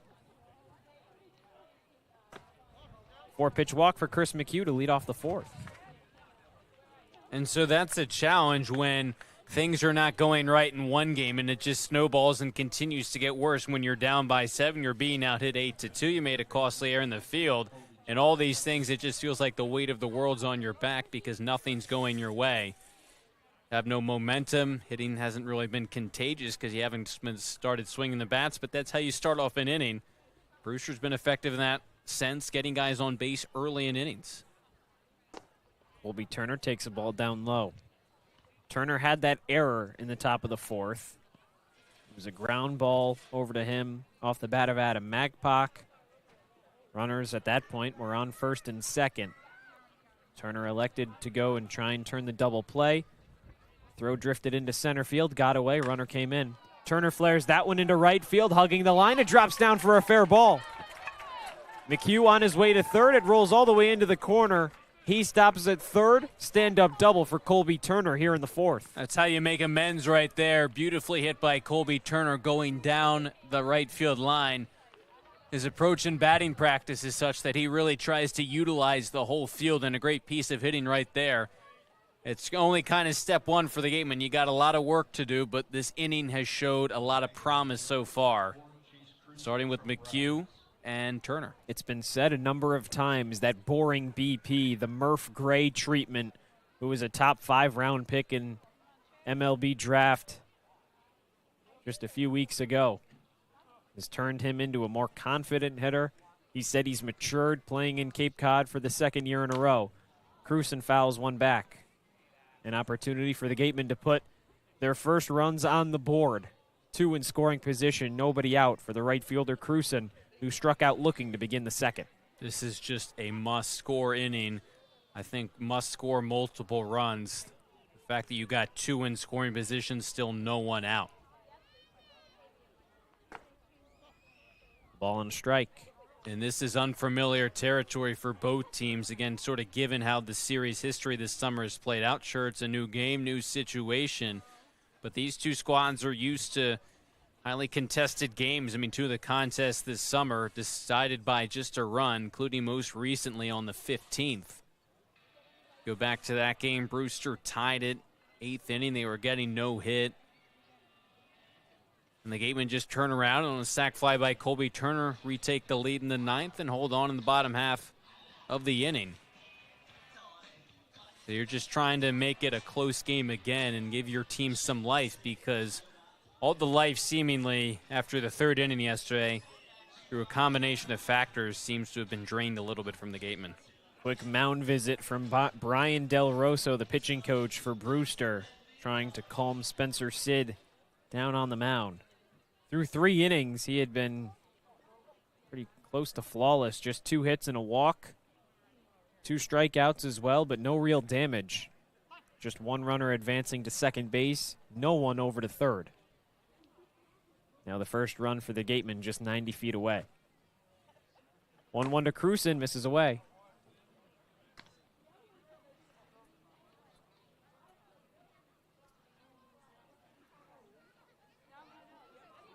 If you can start this rally in the 4th and get these 2 runs across, has to make you feel better moving into the second half of this game. Fly ball right center field. Newman back, he makes the catch just shy of the alley. Throw goes over to third. It's offline. McHugh scores easily. And a sacrifice fly for Chase Cruson gets the first run on the board, 7-1. Off the bat, it looked like maybe that was headed for the alley, but colder night like tonight, wind's been blowing in. You really got to get a hold of one to get it down. But you see the fist bumps that Cruson's getting in that Gateman dugout just to get a run on the boards. Really big, got a good piece, but that one was just center cut. Could have put a good swing on it, but again, for the Gateman to get any runs, big to get on the scoreboard. Maybe on a nicer night, that one reaches the track, maybe even the wall for Chase Cruson, but it died in center field. Now Jamie Shevchik out on the mound to talk things over, get a good game plan. That's going to be it for Spencer Sid. The lefty exits Brewster, making a pitching change here in the 4th with the Gatemen second run just 90 feet away. While he warms up, we'll take a break on Cape League TV. Law. Live, life, law. Covering all residential and commercial real estate matters. You live life to the fullest and let us sink law. That's synklaw.com. Sync with an I, not a Y. Be selfish. We represent only you. Sports Turf Specialties has set the standard for high-quality natural grass athletic field construction. As a full-service athletic field construction company, we specialize in design, build, and renovation of native soil, modified soil, and sand-based athletic fields. Our team will provide you with superior quality, expert guidance, and continuing support long after the completion of our project. We are proud to have built the infield for the Wareham Gatemen field. Go Gatemen. If you can dream it, if you can cruise in it, if you can summer in it, fish from it, or take it for a day at the beach, we can protect it. The Baldwin Group, protecting the possible.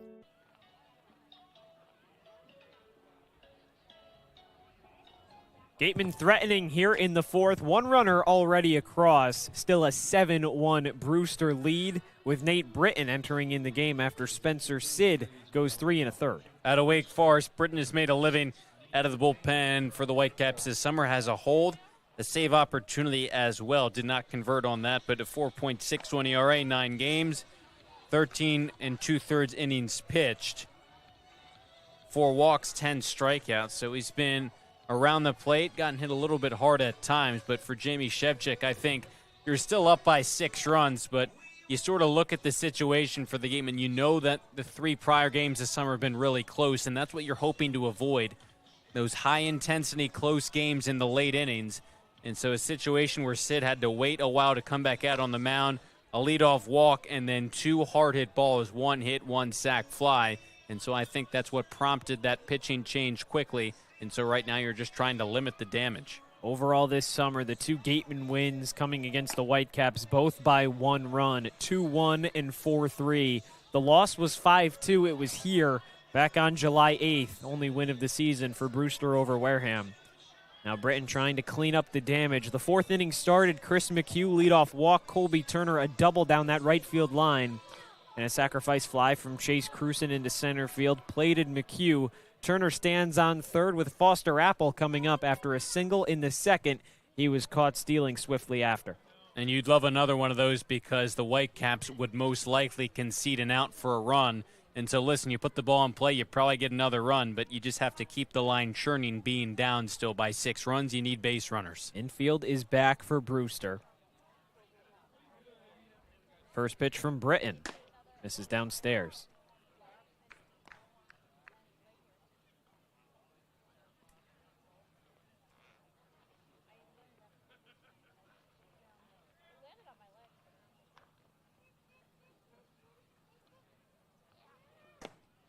Two and 0. This is Apple's first start of the season for Wareham. Coming out of Stetson. Had a successful freshman year, 299 hitter, 10 doubles and a home run. 2 balls and a strike. And him and Kale, bottom half of this order, again, really provide those contact skills to go with some of the power the Gatemen already have in their order. Fouled off. And going from 2-0 to 2-2 at this point, you love him to get on base, but you just have to take care of that run on at third. First things first, to just continue to chip away, crawl back into this contest any way you can. Swing and a foul tip miss. Two outs here in the 4th. And that's not going to do it. You give Britton a lot of credit. 2 kind of wild misses to begin that at bat, then just fired right back with 3 straight strikes. In a situation for the Gatemen when you have second and third, no one out, I think a lot of times the expectation is you score both of those runs, but you don't want to leave a guy 90 feet away, less than 2 outs, because it might got it run on the board, but that just hurts your momentum some. It'll be up to Hayden Yost. Waves and misses on a breaking ball.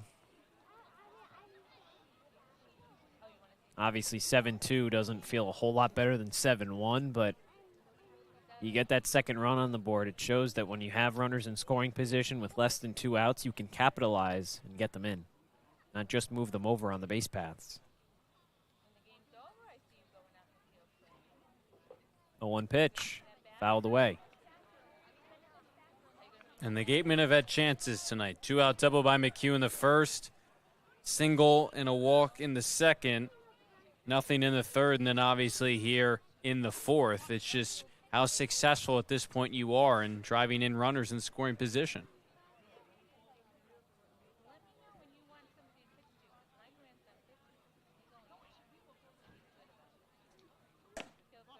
Missed in. Yost drew a walk back in the second. His bat has been red hot as of late. Came into today with an average over 250. On a 10-game hitting streak is Hayden Yost. A couple of those as home runs and doubles. Soft tapper back to second. It's Coates. That retires the side. Gatemen get one back, but the Whitecaps still on top 7-1 entering the fifth. Turf Specialties has set the standard for high-quality natural grass athletic field construction. As a full-service athletic field construction company, we specialize in design, build, and renovation of native soil, modified soil, and sand-based athletic fields. Our team will provide you with superior quality, expert guidance, and continuing support long after the completion of our project. We are proud to have built the infield for the Wareham Gatemen field. Go Gatemen. There hasn't been a ton of training when it comes to bat speed or products for players to be able to train bat speed.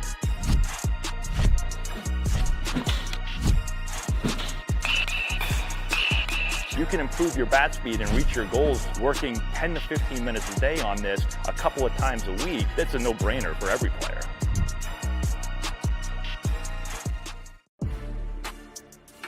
You can make any bat feel lighter by adding a velo puck knob. Instead of having to go get a whole entirely new bat, you can simply add the puck to it.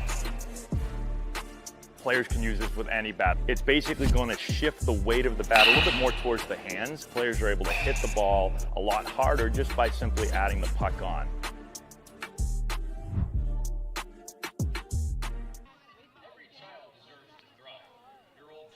Wareham gets a run back in the home half of the fourth. We enter the fifth with the Gatemen still down 7-1 to the Whitecaps.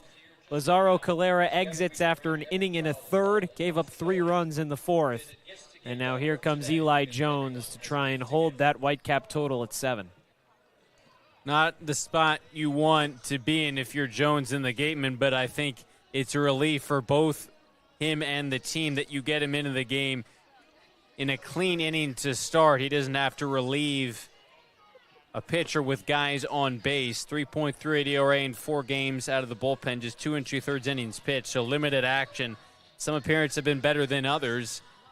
3 walks, 2 strikeouts, so control's obviously going to be a big factor for the lefty. But if you're the Gatemen, you've already used 2 arms. One went 2 2/3 innings, one went an inning and a third.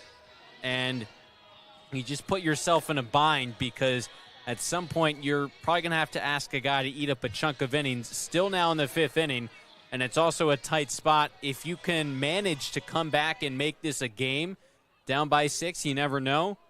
It becomes even bigger a challenge because you've used so many arms on the front end when you're trailing. Bryce Turner was tonight's starter.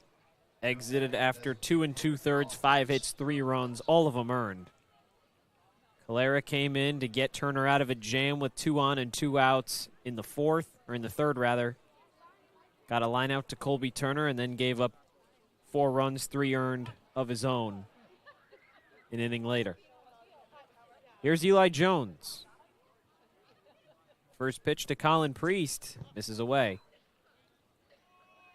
And this will be a big inning, Cory, if you can hold a Whitecaps lineup that is produced in each of the last 3 innings and hold them to 0, maybe even get them retired in order, has to build momentum for your offense to follow and show that just because that Brewster stopped scoring doesn't mean that we have to. Exactly. I mean, you look at the Whitecaps, only 1 scoreless inning. That was back in the first. 1, 2, 4, second, third, fourth, respectively. So at a certain point, you just have to post to 0 to give the offense a chance to make this a reasonable game.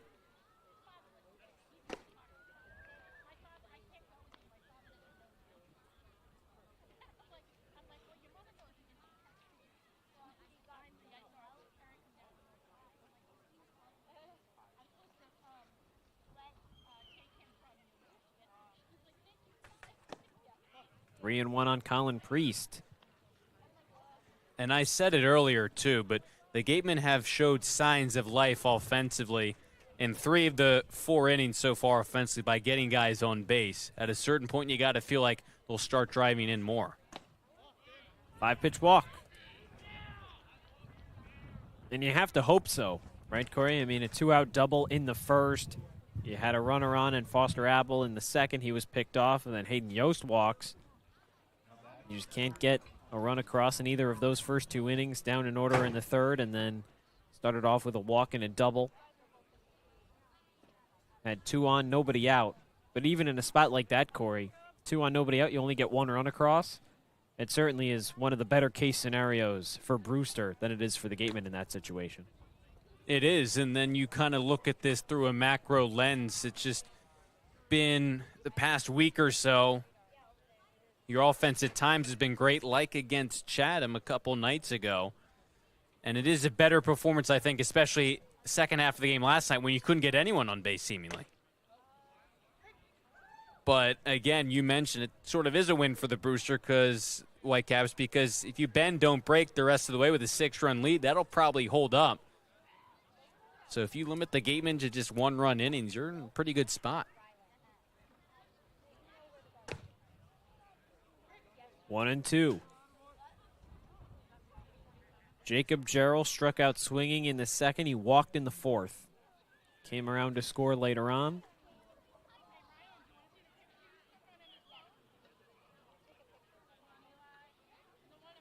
Swing and a miss. Nice breaking ball from Eli Jones for out number 1. That's a big first out to take care of Jarrell, and a spot where you surrender a leadoff walk after entering with the 6-run deficit. In terms of what happens when teams add on more, leadoff base runners often play a part in that. But for Jones to find the zone right there, we talked about how command's going to be important for him. He's got good stuff, but when it gets away from him, walks can start to pile up in a hurry. So a big first out right there. Fastball finds the zone on Scott Newman. Jones certainly working in the zone early and often. Turner had that in the first, lost it in the second and third. If Jones can find it here and keep this train moving, hope that that can be the guy that eats up a bunch of those innings, Cory. And if not, at a certain point, maybe you have to use a lot of guys, but it's not what you want. So that would be the hope if you're the Gatemen. Give you 2-3 clean innings. 0-2, tapped foul. If Jones can go 3 innings, 5, 6, 7 brings you to the 8th, and then you can have someone close it out. Then you only use 4 pitchers, and it doesn't look as bad.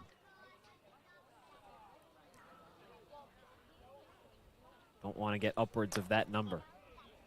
And it's the challenge of how many you throw tonight, again, compared with how many you've had to use in recent days. And the good thing is with the amount of arms you're able to keep on the squad, it kind of is a rotating carousel of if you didn't pitch tonight, you're available for tomorrow night, assuming you haven't started lately.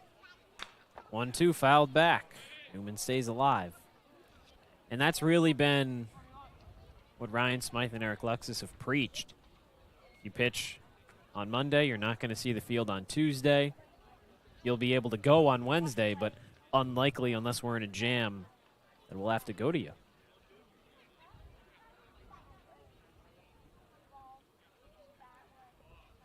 One, two, back up the middle. Ramirez, gloves, steps on second, throw to first is well high. Saved by the padding in the Brewster dugout. Newman safe at first.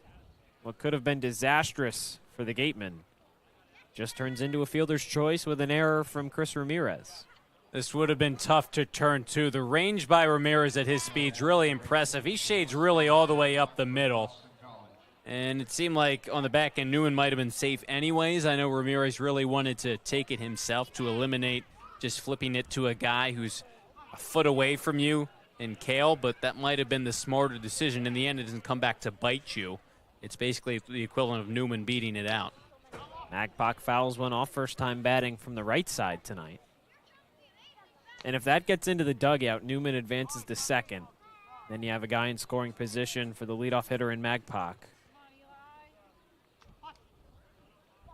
Less than ideal spot for the Gatemen, but Wareham avoids it. Just a runner on first with 2 outs.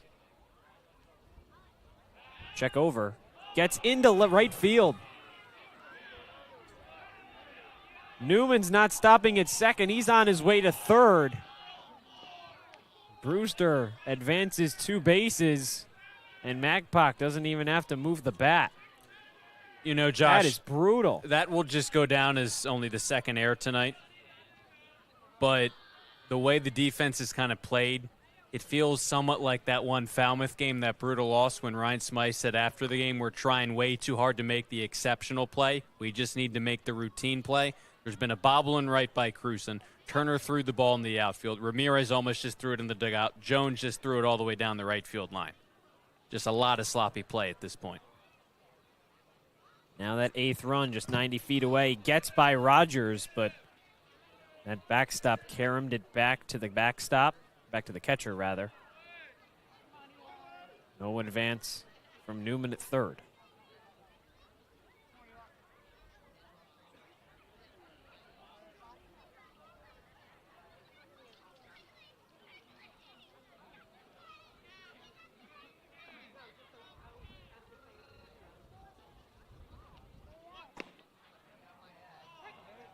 Strike 2. And I think it's a situation that's led to some of these plays.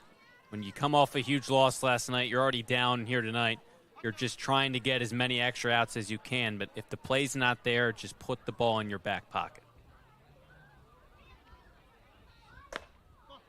Breaking ball misses high. 2-2 for Maggelet. Brewster's out hitting Wareham 8-3. Gatemen have 2 errors. Just 1 run across.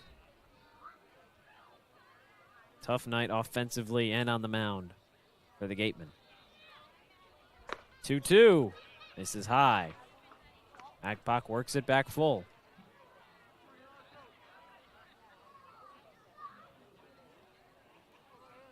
Dalton Wentz on deck. Had a 2 RBI single just an inning ago. Payoff pitch. Swing and a miss. Jones gets out of it, but a little extra trouble. Still 7-1 as we head to the home half of the 5th. Wareham-based AD Makepeace Company, founded in 1854, is North America's largest cranberry grower and recognized leader in environmentally responsible real estate development and land stewardship. For 171 years, AD Makepeace Company has supported community events and organizations like your Wareham Gatemen. Visit admakepeace.com to learn more. Cape Cod 5 is proud to be the official banking partner of the Cape Cod Baseball League. Cape Cod 5 offers a broad range of financial products and services tailored for every stage in your financial journey. Reach out to us. We're here to help. For a good piece of glass, call Abby, located at 3 Tyler Ave in East Wareham. Call Abby Glass and Locks about getting a free quote for your windows, doors, locks, and other glass needs. Here at the Mass State Lottery, we know there's no bigger win than the $1 billion we provide each year to support all 351 cities and towns in Massachusetts. Now that's how we all win. The Mass State Lottery. Welcome to the state of winning. Gatemen trying to get a couple more runs across. It's a 7-1 deficit for Wareham. Now, Cory, we love sports. We love to talk sports. That's why we're doing what we do. You'd imagine that everybody on the field for both squads would love what they do as well. But some people may not be as fans of sports, maybe like we are. For more on that, we have our Rayna Maggelet. Thanks, Josh. You're completely right. I chatted with Ty Stark while the team took batting practice before the game, and he said that he's not a big baseball and sports fan, but he does like another sport, and it's a good way for him to unwind with this very busy schedule, and that is by fishing. Apparently, that's one of the things he really enjoys about playing in the Cape League. He also mentioned something that might be interesting to folks listening around here, is that the intense summer heat has actually made the fishing in Wareham and around this area particularly tough. He said that the fish just aren't biting and traveling around as much in this part of the Cape. On another note, I had the chance to do today's pregame interview with Stark, so be sure to head over to the Gatemen YouTube channel. Thanks, Rayna. Well, Cory, I don't fish, but I do like all of the other sports. So I think Ty Stark and I are going to have to agree to disagree. I think it's just really funny that he's just sort of indifferent towards the sport he plays. But listen, I think it's effective for him. Hard hit base hit by Kale to open this inning. I mean, it obviously works, and he's the guy who, the amount of times he's been tasked with coming in tough, high-pressure spots, you never know it because he just seems so relaxed on the mound, including last night. Well, if it ain't broke, Rogers, that one hangs up in the air for Magpok. Throw to first, could be two, it's not. Kale retreated in time. That one looked like it was going to slice down that right field line, but not enough. Magpok gets his glove there, one away. Almost sort of reminds you of Zach Greinke. Tough break for Rogers. He hit it on the screws. Great job breaking ball away, going with it. Just not out of the reach of Magpok. And Zach Greinke just seemed like a guy who was indifferent on the mound, but was still so effective. I mean, Stark came in. He looked like he hated anything and anyone when he was pitching. It's just so fascinating to kind of think about it, that something you're really good at and maybe want to do as a profession you don't really enjoy, but you're still just sort of neutral on everything. You don't hate it, but you don't really love it either. Maybe it's just watching baseball, like interacting with baseball when he's not on the mound. I'm sure he enjoys striking guys out. He wouldn't be doing this for this long of his life. Ground ball over to second. Only one play for Coates. 2 away. I really like that the Gatemen have come out in this 5th inning, swinging the bats, being aggressive early. It's a shame that they haven't gotten rewarded for it, besides that Kale base hit. But Rogers hit the ball on the screws. Randall nearly found the hole on the right side. But I think at this point, maybe starting to sense the urgency, down by 6 runs, about to be on the back half of this game. Do you fish, Cory? I do not fish. Neither do I. But I know from everyone talking to people, it is certainly seemingly relaxing. I think that's too far from the relaxing, boring scale.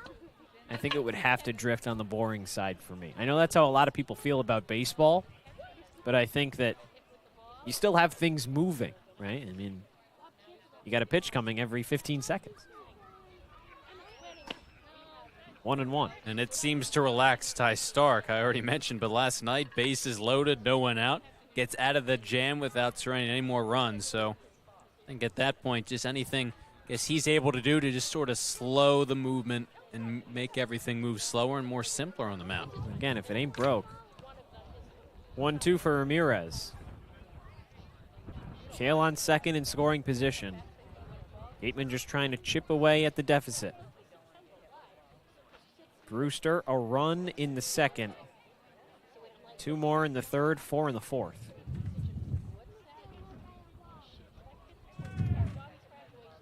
Right off the mask of Rogers there. Or of Jurel, I should say. Yeah, that'll get your attention.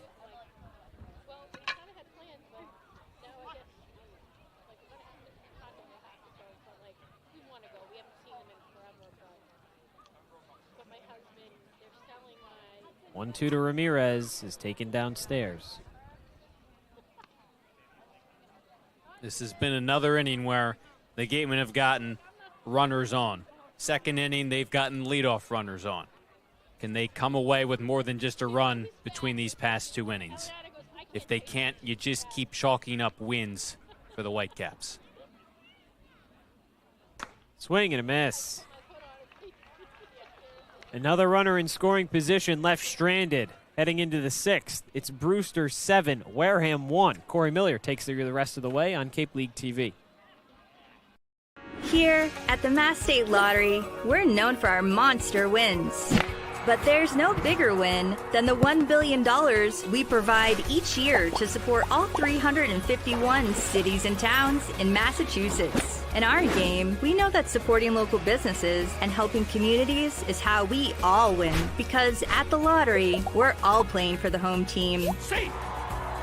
The Mass State Lottery. Welcome to the state of winning.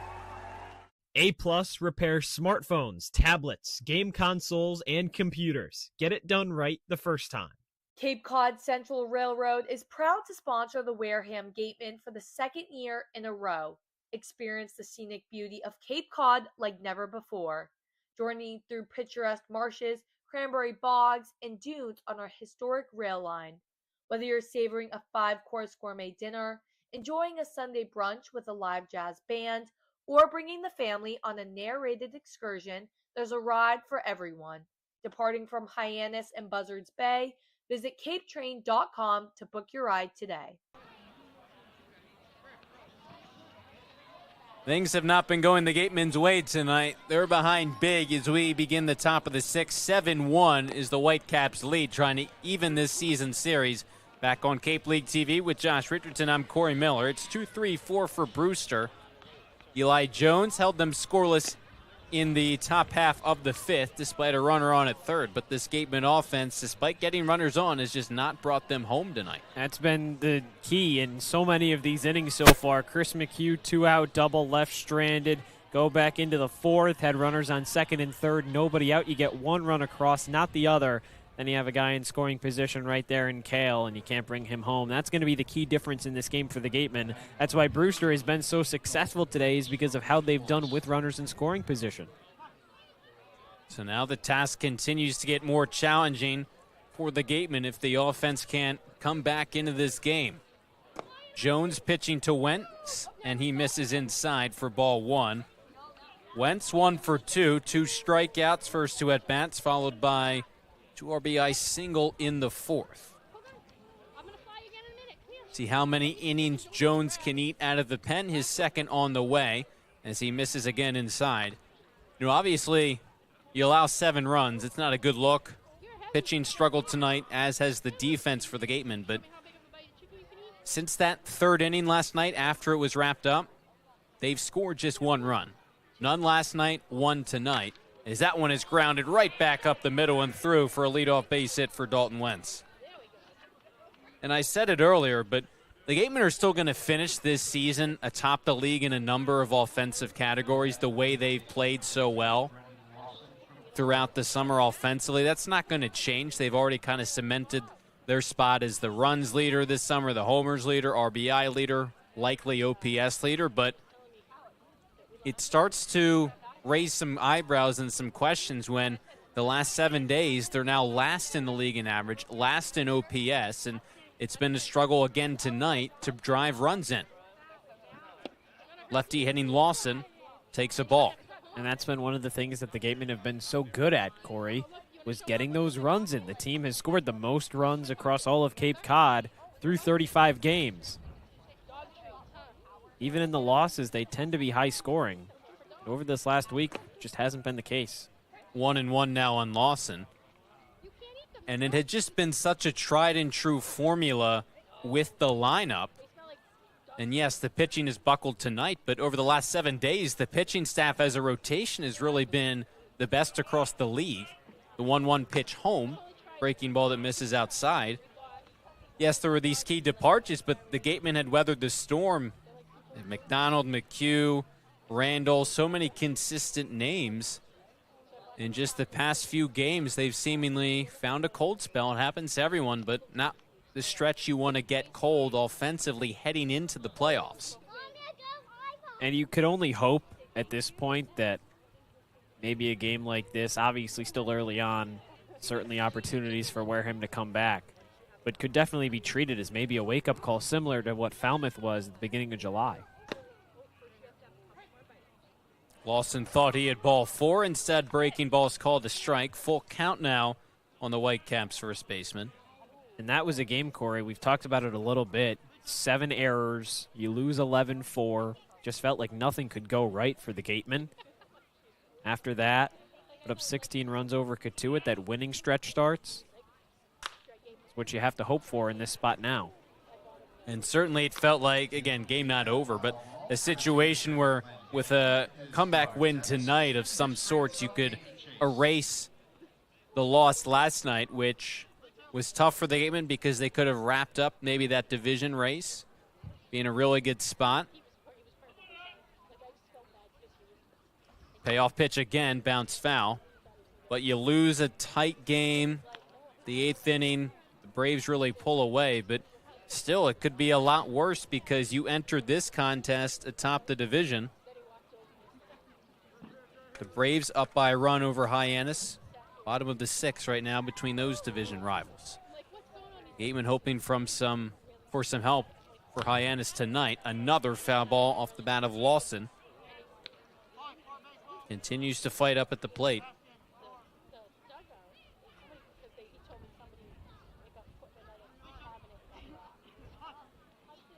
And obviously, hope the Gatemen just recognize, even with the loss tonight, 3 more games, tied for the division lead. Maybe runner takes off on 3-2. Bounce right to McHugh. The only play is going to be to step on the first base bag. Hit and run works for the Whitecaps right there to get a runner into scoring position now with 1 away. And this will be the key again. Can Brewster capitalize with more guys in scoring position? Just been a tale of 2 sides tonight. And you can see the approach change for the Whitecaps when you get guys on 2nd or 3rd. Now with the heart of the order, could really put things even more out of reach. Especially with this guy, Maddox Mikalakis is 3 for 3 tonight. Has a homer, driven in 2 runs, came in hitting .211. At this point now is at .318. Smaller sample size for the Whitecaps this summer, but he's had a great night. Cleanup man for Brewster. Wentz is on at 2nd with 1 away. And it's the 0-1 pitch, quickly 0-2.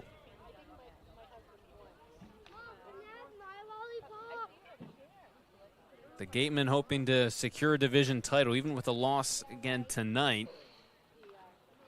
Maybe tied for the division lead. 3 opportunities to secure that top spot against divisional opponents. 0-2 pitch, just misses outside for Jones on the mound.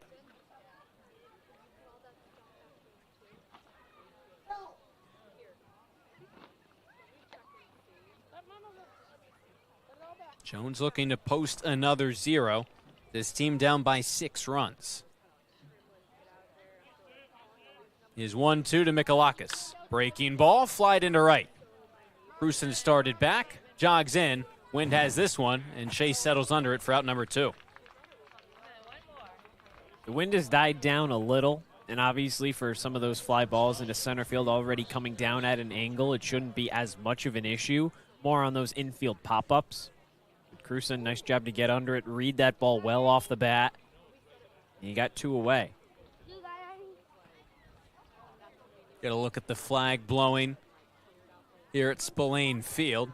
It definitely has died down from its height this afternoon, but some of these gusts still really providing some 20-mile-an-hour winds. Haven't really seen it affect anything on the field. Maybe knock down some fly balls as opposed to their normal depths, but that has to do with the temperature drop as well. 0-1 on Carson Curse. The righty shortstop is 2 for 3 tonight. Jones steps off on the mound. Held the Whitecaps scoreless in the top half of the 5th. It was the first scoreless inning recorded by a Gatemen pitcher since Turner back in the 1st. Jones trying to do the same now here in the top of the 6th. 2 away with Wentz in scoring position at 2nd. And that one misses outside, 1-1.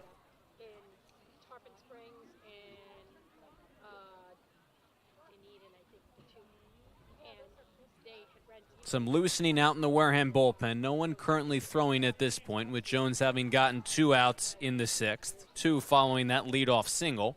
1-1. That one just misses the inside corner. And Arm's obviously going to have to be ready the rest of the way for the Gatemen, because between now and the end of the regular season, no days off. You have just 3 more games, but the bullpen has been taxed more than maybe they had been previously the past couple days. A 2-1 on the outside corner, 2-2. And you had that stretch where Consiglio went 5 innings. McGuire went 5 innings. McDonald was going 5 innings. Besides the Josh Butler start, which he went 6. Much shorter starts from some of your starters. Runner on at second, 2-2 pitch with 2 away. Wentz takes off, pitch misses outside, throw down to third, tag applied, they got him. Rogers and Turner team up for the out to get Jones out of the inning unscathed. He posts another 0 out of the bullpen. The Gatemen need to start scoring some runs. Down by 6. We move ahead to the last of the 6 on Cape League TV. Insurance has been servicing Wareham and the surrounding areas since 1980. Call Legacy Insurance for all your insurance needs at 508-295-1315. Legacy Insurance, your hometown agency. Get ready for big results with our small machines. With more power, performance, comfort, and savings. They're ready for every job. And we're ready with plenty of inventory, the best support in the business, same-day parts availability, and locations across the Northeast. So you can always be ready to work. Milton Cat, always ready. When it comes to protecting your home, car, or business, trust the team that's been covering our community for generations. For personalized coverage and service that you can count on, the choice is easy. It's Morse, of course. Visit morseins.com today. 553. Well, it's that time of the season where all eyes are on the divisional race, and magic numbers certainly going to be the top of mind. The Gatemen have some scenarios in which, again, maybe they can clinch these top of the division spots, but they're not helping their case tonight. Yeah, obviously, Cory, things are not going according to plan so far tonight against the Whitecaps. But either way, we have to live in the hypotheticals a little bit. A Gatemen win would clinch a top 4 seed. A top 3 seed rather. A Gatemen win plus a Cotuit loss would clinch a top 2 seed in the West. So obviously things can be a little bit more interesting, and you never know which way things are going to go. At this point, Hyannis is down 3-2, so still an opportunity to maybe get that no matter win or lose for the Gatemen. But obviously you want to do it on your own accord. You want to be in control of your own destiny. And thankfully that's something that the Gatemen still have as of right now. A loss plus a Bourne win would put the Braves in a chance to win the West Division if both teams decided to win out at the end of the year. With Orleans up 1-0 over Cotuit, McHugh begins the bottom of the 6th. Still against Britain on the mound. And that's the thing. You get at least home field advantage as a 2 seed for guaranteed the first round. 1-0. Hit hard on the ground to the backhand. Maggelet throws all the way across on the money in time for out number 1. It just kind of comes down to, obviously you have to execute, but what does a top 2 seed mean for the Gatemen? Because Cape League playoffs, if you get in, you have a chance, especially with these 3-game series now this summer. But it seems like, again, talking to Ryan Smythe, talking to the team, at this point you've been in first place for this extended stretch the past few weeks. Even if all you get is home field advantage, you maybe haven't performed there, it seems like a 1 seed in the division title means something to this group. And it has to just feel like pride at that point, right? I mean, for a team that really since the second week in July has been atop the West Division, you don't want to give that up as soon as you come to the playoffs and the regular season swiftly comes to an end. So then it kind of feels like, oh, well, we've backed off the gas a little bit.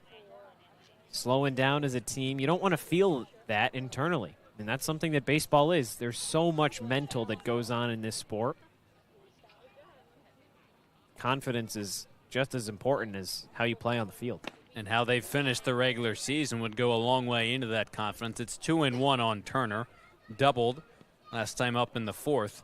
And you certainly have to execute, and having that momentum and confidence certainly helps you execute. The Gatemen went into the playoffs cold last summer after a great start. But at the same time, Hyannis, who won the West Division last summer, kind of ran away with it. They got bounced in the first round of the playoffs last summer. And that could be a part in it only being a 1-game kind of wild card situation. And now this year a little bit different. Still, obviously just needing to win 2 out of 3 is not the most difficult of tasks compared to best of 5, best of 7. Anything can happen. 2-2 is the count on Colby Turner. 1 for 2. Pitch misses outside. Payoff cup coming next. Chase Cruson on deck. It's just one of those spots where the team that wins is going to be the team that gets hot at the right time. And that's something that Caden McDonald alluded to a little bit earlier in the year, was that the Gatemen were not just getting hot at the right time, but also the best team, so it was playing to their advantage. High chopper back up the middle. It sneaks through. A one-out base hit for Colby Turner. He's 2 for 3 tonight. And I think, Cory, you still might be able to make the argument that the Gatemen are the best team in Cape Cod. It definitely gets a large amount more difficult at this point. So maybe you could kind of round that out to top 3 team in the league, top 4 team in the league. But as of late, just haven't been playing up to that standard. A lot of runs allowed, not a whole lot getting put up. Yeah. Up to number 2 in the most recent Cape League power rankings. Chase Cruson plated the only run for the Gatemen tonight. Sack flies last time up, chops that first pitch foul. But that's the thing, you end the season maybe a week ago, and you could say the Gatemen are the hottest team in the league as well. And it was just a shame because the question was, could they keep this going, their hot streak, going into the playoffs, because there were still a lot of games left and still could turn things around, but they've cooled off a little bit. And as of right now, obviously, you've clinched a spot in the playoffs. And as it stands now, if the Gatemen were to play Hyannis or Katuitt, I have a fair amount of optimism that both of those teams could be taken care of. Katuitt might be a little bit of a tougher test. But then when you kind of get to that upper echelon and you have to play Bourne, maybe you get past Bourne and you get into the East Division to play the winner from that side in the championship, that's where things can get a little dicey at this point. 1-2 to Cruson, stays upstairs. He's worked the count even from 0-2 to 2-2. Yeah, that's the question, is how does the Gatemen, how do they really match up, especially looking to first things first against any West Divisional opponents first round? And at this point, it seems likely it would be either Hyannis or Katuitt. Turner takes off for second. High chopper down the first baseline. It lands foul. And they've kind of had mixed success against Katuitt and Hyannis. But again, it seems likely the Gatemen, if they don't get the 1, they get the 2 seed. And at that point, would have the first round home field advantage and play either Hyannis or Katuitt, depending upon how their season ends. But they've certainly had more success against those 2 teams than Bourne. Bourne, so far, the only team that the Gatemen have lost the season series to already. All the others are either split or they've won. And the Gatemen will get a crack again. They'll see Katuitt tomorrow. Hyannis to end the regular season Sunday. Both of those are split 2-2, so rubber matches. Shallow shot into right field. It falls down for a base hit. Back-to-back hits, Turner and then Cruson. And the Gatemen have action here in the bottom of the 6th with 2 on.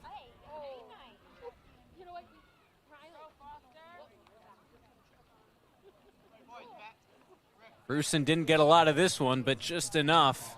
Fisted it into right field for that 1-out base hit. Yeah, it's a shallow hit, but something that Brewster had a fair amount of when the Whitecaps were playing a large chunk of their runs. What goes around comes around. Here's a big opportunity for Foster Apple in his first game. The new guy's 1 for 2, a base hit and a strikeout, takes low. Foster, as Josh said, out of Stetson, just finished his freshman year, was playing for the Vermont Mountaineers in the New England Collegiate Baseball League before he joined the Gatemen. Several days ago at this point, as he waits on a 1-0 pitch, taking on the inside corner for a strike, but could not play in game action for Wareham as he still had to honor his NECBL contract, so that layover was kind of prolonged. He had to wait for that to expire time-wise before he could suit up in a game for Wareham. 1-1 pitch, a bouncer to shortstop. Curse will go to third. Low throw, out of the glove of Maggelet. Everyone is safe. The bases are loaded for the Gatemen. This is the chance. This is the opportunity if you're going to claw back in this game. You got Hayden Yost coming up, who's been swinging one of the hottest bats on this team. Gatemen have left runners in scoring position all day so far. Now a chance to break that spell right here in the 6th. Thought maybe it might be a double play. Curse goes to third. No play. And now here the bases are loaded, down by 6 for Hayden Yost. First pitch he sees, backs him off the plate. It's 1-0.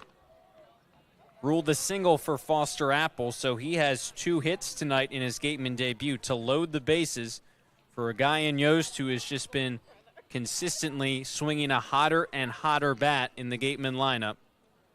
Brian Del Rosso out to talk things over on the mound with Nate Britton. And this is the point where, obviously, if you're Brewster, you want to talk things over. You deliver a ball to Yost. You got nowhere to put him. Don't want to get too far behind in the count. It's a good spot to talk. Yost 0 for 1, drew a walk back in the second inning. And you just hope that your center fielder can continue that hot streak that he's been on over these last 10 days. The Gatemen have got base runners on really throughout the game. Their best situation came when they scored their only run in the 4th. Second and third, no one out. They scored just a run. And now they only trail the Whitecaps in terms of hits by 2, 9-7. Back now here in the last of the 6th. Turner on at third, Cruson at second, Apple on at first. Best chance of the game for runs for the Gatemen. Britton's pitch to Yost on 1-0. He catches his own at the knees, 1-1. Yost came in at .250, 3 homers, 9 RBIs. A walk and a ground out for the Gatemen center fielder tonight. Waiting on a 1-1 pitch. Coming from Britton. Big swing and a miss, 1-2. Hitting with runners in scoring position has not been a particular strength for the Gatemen over the past week or so. They've certainly had their opportunities tonight, none better than this. Can Yost deliver? Britton kicks and fires. In the dirt, good job by Gerald to come up with the block, keep it in front of him. It's 2-2. Turner's not the fastest guy in the world, but if that gets far enough away from Gerald, might be able to get that runner in. 2-2 pitch to Yost. Takes inside, count is full. Nowhere to put him. The Whitecaps really separated themselves with that big 4-run 4th inning. Can the Gatemen respond with a big inning here in the 6th? The bases loaded for Hayden Yost. He's worked the count full. Pitch from Britton. Swing and a foul tip into the glove of Gerald. Yost is out.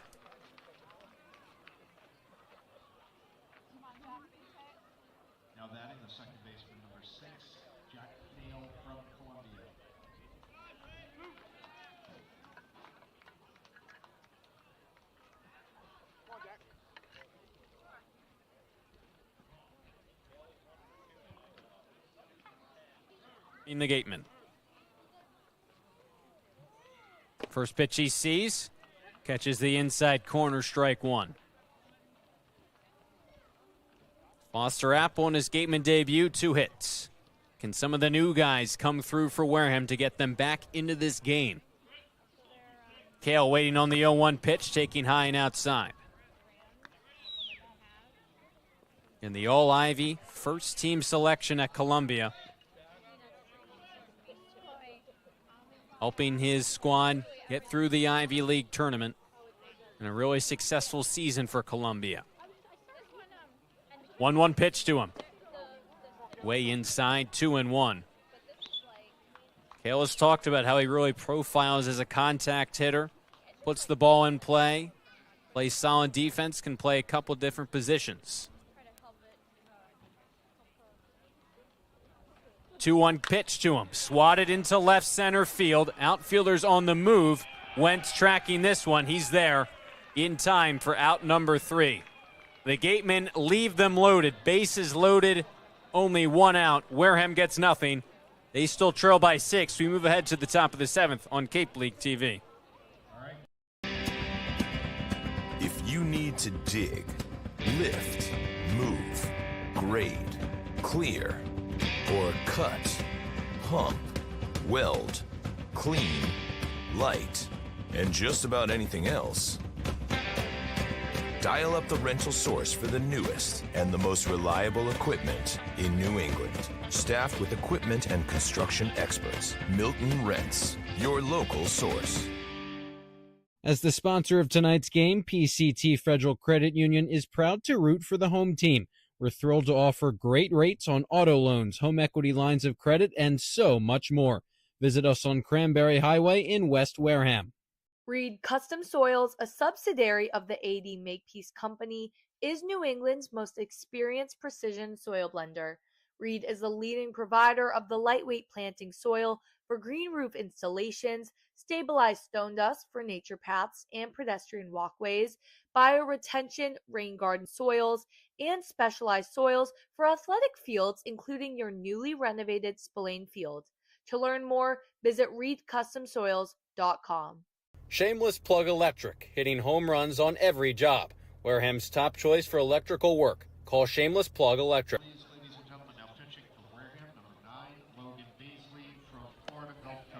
The Gatemen have had their opportunities tonight, especially offensively, just have not cashed in.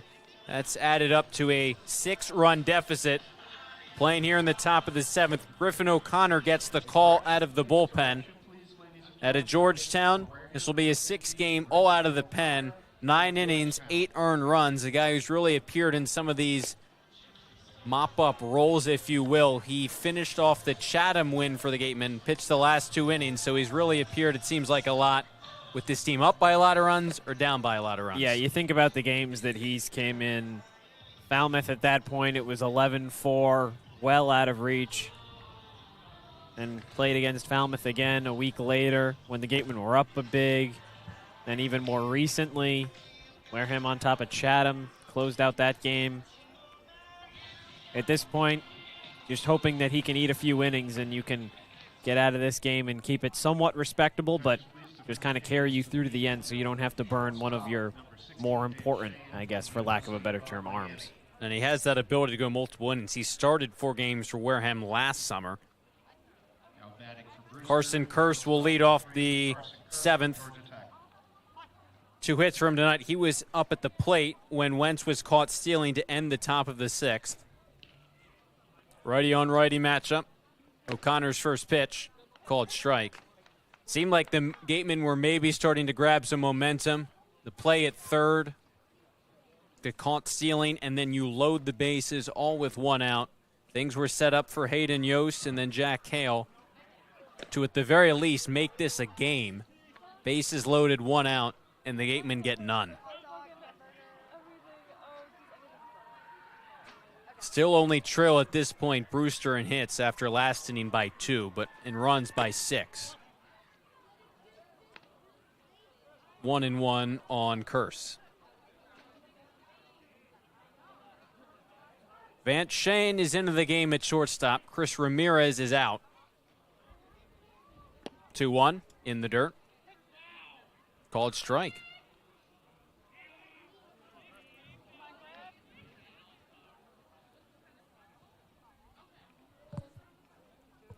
Two and 2 on Carson Kearse after that low called strike. O'Connor's pitch. Well outside, full count.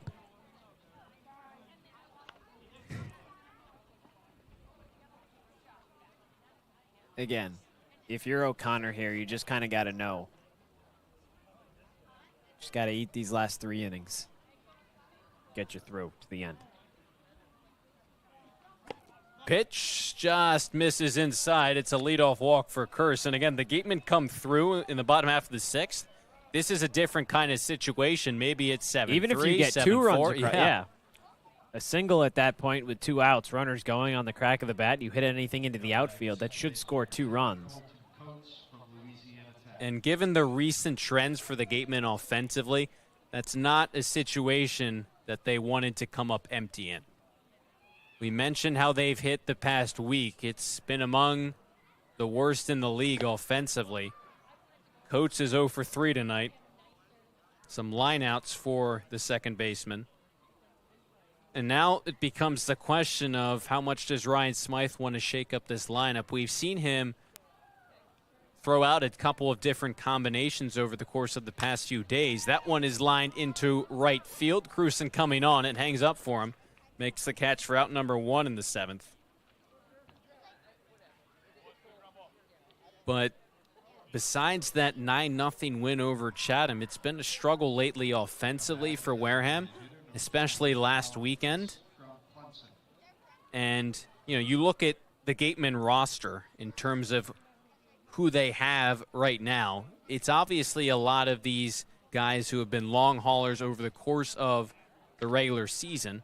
Back safely there is Curse, like Randall, like McDonald, McHugh, Turner, etc. But Wareham recently adding a plethora of new position players, including Foster Apple. Another pickoff attempt, back with the dive is Curse. William Parker, who played a brief stint for the Gatemen last summer, the outfielder out of West Point, was also added to the squad. Gabe Kushner out of Babson, another addition. Pulled into right field, a base hit on the ground. Curse thought about advancing to third, slams on the brakes. A base hit for Colin Priest. 2 on with 1 away for the Whitecaps. And even still, Cory, this is the difference in the game. We've talked about it a little bit. Brewster has 10 hits. The Gatemen still only have 7. But a 3-run hit difference shouldn't dictate double that in the run column. Down by 6, you just have to be able to get guys over, score them from third base. And that's been the difficulty for Wareham tonight. And you were hopeful that, listen, you really only have one brand new guy in Foster Apple in the lineup, and he does have 2 hits tonight, but at this point you're hoping some of those new additions, despite the fact that the old reliables have produced an offense that's led the league in so many of these categories this summer. Righty-on-righty matchup as Gerald comes up empty on that big hack. It's 0-1 on the Whitecaps catcher. It probably doesn't help that Caden McDonald isn't in the lineup today, Cory. I mean, I feel like that kind of goes without saying. But at the same time, you'd hope that a couple of these other guys that have had really big nights in their own right show up today. And that kind of leads to the question is, when you look at those 3 new offensive names, how are you going to use them if you're Ryan Smythe? Is it to energize this offense and make an immediate impact in the order, or is it going to be more so sparingly to give some of these long haulers nights off in the back half of the season? 0-2 pitch, stays low. Ryan Smythe was kind of asked that question yesterday, and he noted that the Gatemen have that luxury of being able to get guys into games having clinched a playoff spot. So to answer that, it kind of seemed like he was leaning more towards the latter. 1-2 pitch, skips in there. Nice jump by Rogers to pick it. But Smythe saying that that's why Jack Cale came here, to give guys who have been grinding all summer long, like Braden Randall, nights off. And obviously that is a bonus, but you wonder how much we'll see Foster Apple, Jack Cale, Will Parker, Gabe Kushner down the stretch if they're mostly going to be used to give guys days off. 2-2 pitch from O'Connor. Swing and a miss, strike 3. Gerald comes up empty on that hack. Second out of the 7th. And that'll kind of be the question, Cory, because at this point, the Gateman mindset, you know, clinched a playoff spot. That's great. Obviously want to be a 1 seed, want to be a 2 seed. You get to that point, though, and you want to get these guys in, and then maybe winning isn't the top priority. You hope that the lead that you had at the time that you clinched the postseason is enough to try and carry you over with that top seed and not have it be that frontline hope that you were banking on. Which makes sense, because the more guys that you can have playoff ready, the better. But obviously getting there in a top position and hosting 2 first-round games, possibly even second-round games, would be nothing short of amazing. Pitch to Scott Newman at the bottom of the Whitecaps order. Swing and a miss. Reached on the fielder's choice last time up. You know, usually, especially, if the Gatemen offense had just continued to churn these past 2 games, it would be obvious that some new additions would probably be used sparingly because there's no need to change up what's working. But the thing being, the Gatemen offense has kind of hit a bump in the road the past few nights, and it happens to every team. It's just you're hopeful that you can get back on track with the playoffs a handful of days away. It's 0-2 on Scott Newman. Curse walked. Coates flew out. Pre-singled, Gerald struck out. Now here we are, 0-2 on the center fielder Newman. First and second, pitch by O'Connor, right by the swinging Newman. 3 pitches, 3 strikes. O'Connor into and out of trouble in the top of the 7th. The Gatemen bullpen once again post another 0, looking for any kind of life on the other side. Getting late here at Spillane Field. It's been all Whitecaps so far on Cape League TV. Finding a good personal injury attorney is very difficult. If you or a family member has been involved in an accident, hurt at work, suffered a slip and fall, or have been injured due to negligence of someone else, contact the lawyers at Reedy, Kiernan, and McNally, LLP today. They are experienced trial attorneys who practice in all of the courts in the Commonwealth. The firm has been recognized by Best Lawyers in America for outstanding legal representation. Contact Reedy, Kiernan, and McNally, LLP today. The firm is located at 267 Main Street in Wareham. Reedy, Kiernan, and McNally, LLP also has offices in New Bedford and Falmouth. Call 508-295-0286 or visit their website, www.rkm-law.com.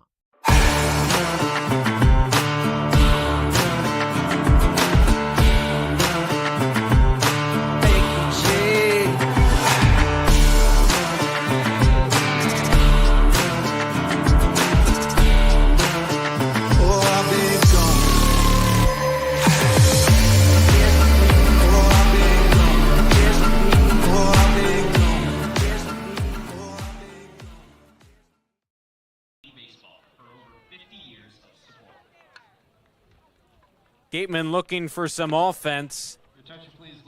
Bottom of the 7th. They've gotten some hits.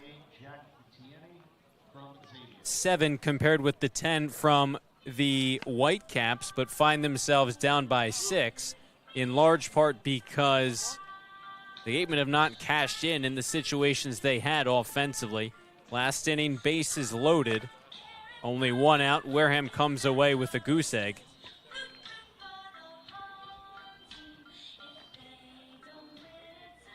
Jack Detini takes over on the mound, righty out of Xavier.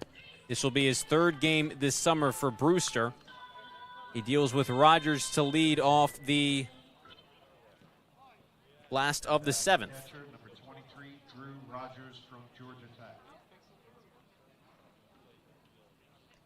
Rogers is 0 for 2. Most recently, hard hit line out into right. Magpo made a nice play to rob Rogers of a potential hit.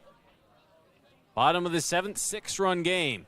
4th meeting this summer between Brewster and Wareham. Detini's first pitch heads to the backstop. It's 1-0.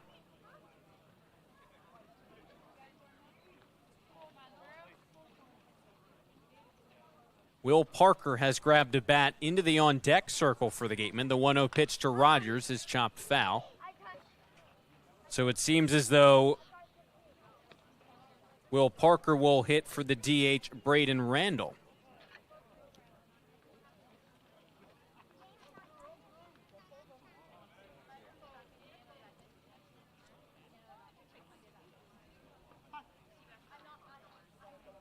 Detini, the new pitcher on the mound for the Whitecaps. 9-1-2 he faces.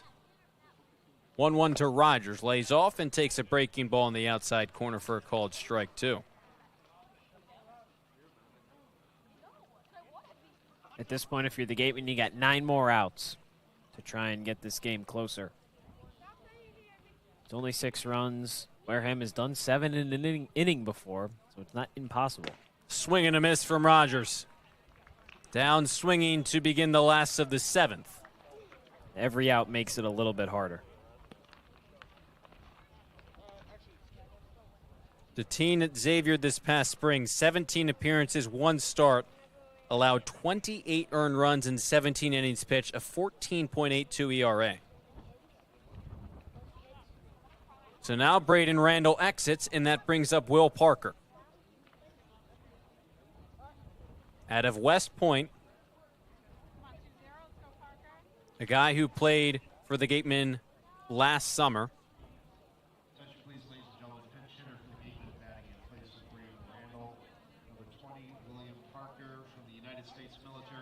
At West Point this past spring, Parker at 301, 6 homers, 40 RBIs, 37 runs, 11 stolen bases.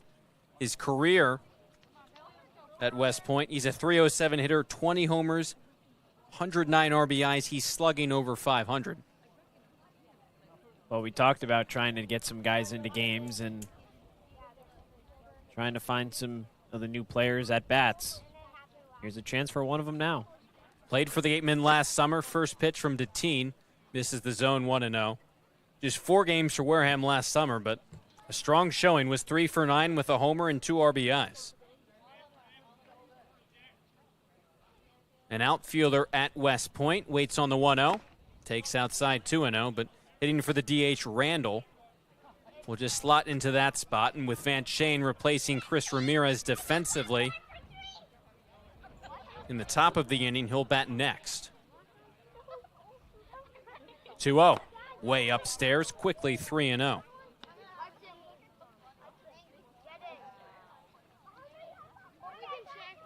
So both Apple and Parker, 2 new additions now used tonight. First at bat for the 6'2", 215-pound Will Parker. And he draws a walk on 4 pitches. Won't complain about that. Just get guys on. Even if you can just get 2 runs in, makes it a lot easier to just slowly but surely cut down the lead. Yeah, base runners certainly have not been the issue for the Gatemen tonight. It's been bringing them home. First at bat of the night for Van Sheen. Deteen comes home, catches the outside corner for a called strike as the wind picks up.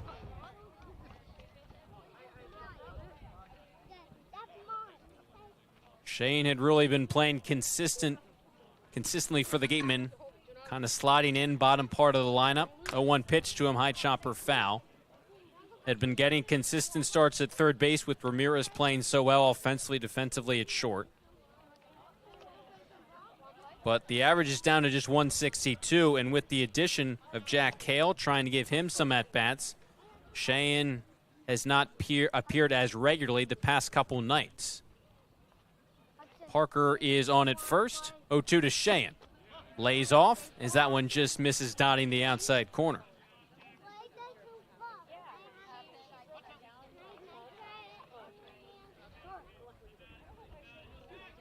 .162, a homer, and 7 RBIs for Shane this summer.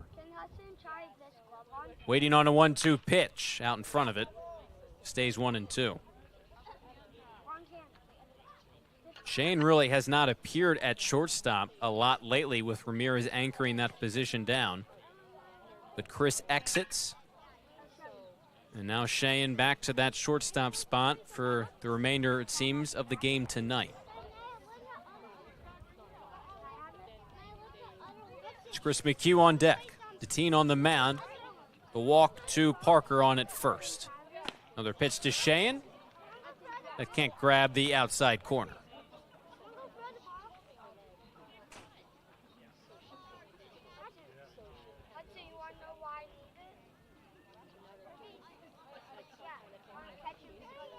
Xavier Arm on the mound, fires to first, tag applied, but Parker's back with a dive. That was close. Parker got back just in time. See what Shane can do up at the plate. 2-2 pitch, kick and a fire. High chopper to shortstop, curse over, throws to second for 1, return feed to first is not going to be in time. Shane reaches on the fielder's choice. Shane's too fast to get doubled up. It's rare that he ever grounds into double play, so it goes down as a fielder's choice, but still not productive. I guess the only upside is now you have Shane, who can maybe advance to second base with a stolen bag, but you trade that for an out to get a faster guy on. It's a tough break. You'd rather that than just go 6-4-3 still. So the inning continues for Chris McHugh, who's had a solid night. A double, walked in the 4th, has scored the Gatemen's only run and grounded out, so he's 1 for 2. Extra base hits in back-to-back games after he reached base 4 times against Chatham a couple nights ago. 0-1 to McHugh, swing and a miss. And that's sort of the surprising thing when you're the Gatemen. you had a rough weekend offensively, but then after an off day, you come back and put up 9 against Chatham. You win that 9-0, and then all of a sudden, the offense seemingly is gone by the wayside again. 0-2 pitch to McHugh. Shattered bat, rolled softly to short. Curse has to charge and fire quickly with the stretch at first by Lawson. Out call is made. McHugh out to end the 7th. The Gatemen get a base runner, but nothing more. Wareham still down by 6 runs, in danger of losing their 2nd straight. Here at Spillane Field, we move ahead to the 8th on Cape League TV. Law. Live, life, law. Covering all residential and commercial real estate matters. You live life to the fullest and let us Sync Law. That's synklaw.com. Sync with an I, not a Y. Be selfish. We represent only you. Sports Turf Specialties has set the standard for high-quality natural grass athletic field construction. As a full-service athletic field construction company, we specialize in design, build, and renovation of native soil, modified soil, and sand-based athletic fields. Our team will provide you with superior quality, expert guidance, and continuing support long after the completion of our project. We are proud to have built the infield for the Wareham Gatemen field. Go Gatemen. If you can dream it, if you can cruise in it, if you can summer in it, fish from it, or take it for a day at the beach, we can protect it.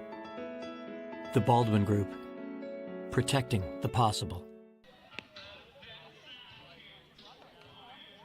Griffin O'Connor finishing up his warm-up pitches, getting set for the top of the 8th with the top of the order due up for the Whitecaps. Already in good shape is Brewster right now, up by 6 runs. The Whitecaps coming off of a big loss against Chatham last night, 10-0. It was interesting, these two squads coming in. The Gatemen had beat Brewster, or the Gatemen had topped Chatham the other night, 9-0. That same night, Brewster topped Bourne, and then the two squads flip-flop opponents. The Gatemen lose to Bourne, and Brewster loses to Chatham. And here tonight, it's obviously the Whitecaps over the Gatemen, up 7-1 right now. Yeah, things have not been going well. That's why, again, you just bring out O'Connor. It's the 8th inning, down by 6. Obviously, crazier things have happened, but you just need to get these last 6 outs as fast as possible at this point. Magpak been on base twice tonight. No hits, though. Couple strikeouts. He scored 2 runs. O'Connor deals on the outside corner, 0-1. Score watching late in Hyannis, bottom of the 8th. Hyannis is down by a run, 3-2, but have a leadoff runner on first, no one out. Against Bourne trying to come back. Orleans still up 1-0 over Katuitt. 2 games that the Gatemen most closely watching, especially that Bourne contest, because if Hyannis can come back, at the very least, get a tie against Bourne, 2-1 on Magpak, the Gatemen would still remain in possession of first place, but a Bourne win and a Gatemen loss would undo the lead the Gatemen have built atop the West Division. Skied in the air along the infield. It's going to be Shane calling for it and making the grab for out number 1. And that's going to be the key. Can Hyannis come back and make that one a little bit more interesting? Gatemen big Harbor Hawk fans tonight. But then, Cory, we did talk about it a little bit. Obviously tonight, record-wise and opponent-wise, on paper, the most difficult matchup that Wareham had left to end the regular season. You still go at Katuitt tomorrow. Kettleers beat you in the last time out. Home against Falmouth, that one should, in theory, be taken care of. Then a big matchup against Hyannis at Hyannis to end the season. Those are 3 division opponents while you're in a race in the division. Already lost the season series to Bourne. You really can't afford to lose the season series to Katuitt and or Hyannis at that point. And that's the thing. Again, with a loss tonight to Brewster, a Bourne win, they'd both be tied in terms of points atop the West. Wentz at the plate right now would be tied with 38 points, with Bourne having that tiebreaker advantage because they've won the season series. O'Connor kicks and fires on 1-1. Ripped into right field. It's down for a base hit ahead of Cruson, over to cut it off. Plays it in quickly. Wentz held to a single. But you think about it, Bourne has the tiebreaker advantage with the head-to-head, positive head-to-head, but they still, despite the fact they've been playing good baseball, they have to be perfect across their last 3 games, because if the Gatemen go 3-0, any loss by Bourne would put the Gatemen back up in sole possession of first. And you have to hope that, obviously, you like to be in control of your own destiny if you're the Gatemen.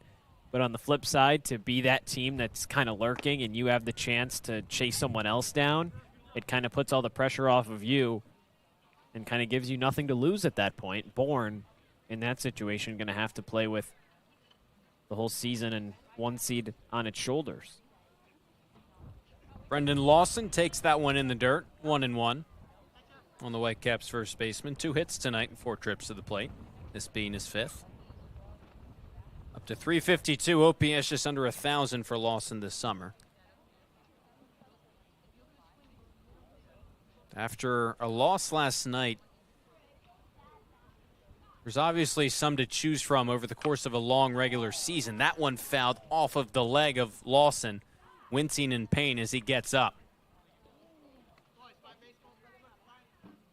Try and shake that one off as the count at 1-2 right now. Jamie Shevchik out of the Brewster dugout. Lawson makes his way back into the box. Seems to be fine. But over the course of a 40-game season, certainly plenty of tough losses. Last night felt like one of the tougher ones for the Gatemen. We talked about what was at stake, and you still escaped there with the division lead, a chance to just win out and win the division, but you came so close, but ultimately Bourne got the better of you in a rivalry game. Now 1-2 to Lawson. Takes low, 2-2.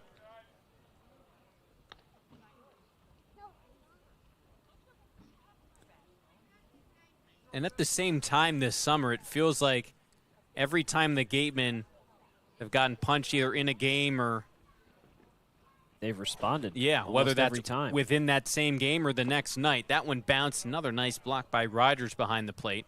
Count goes full.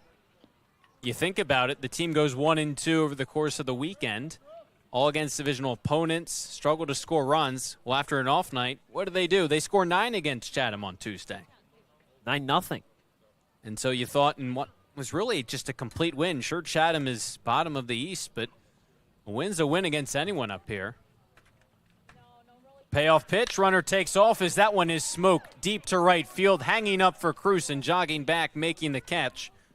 Wentz has to retreat to first, so allowed out number 2.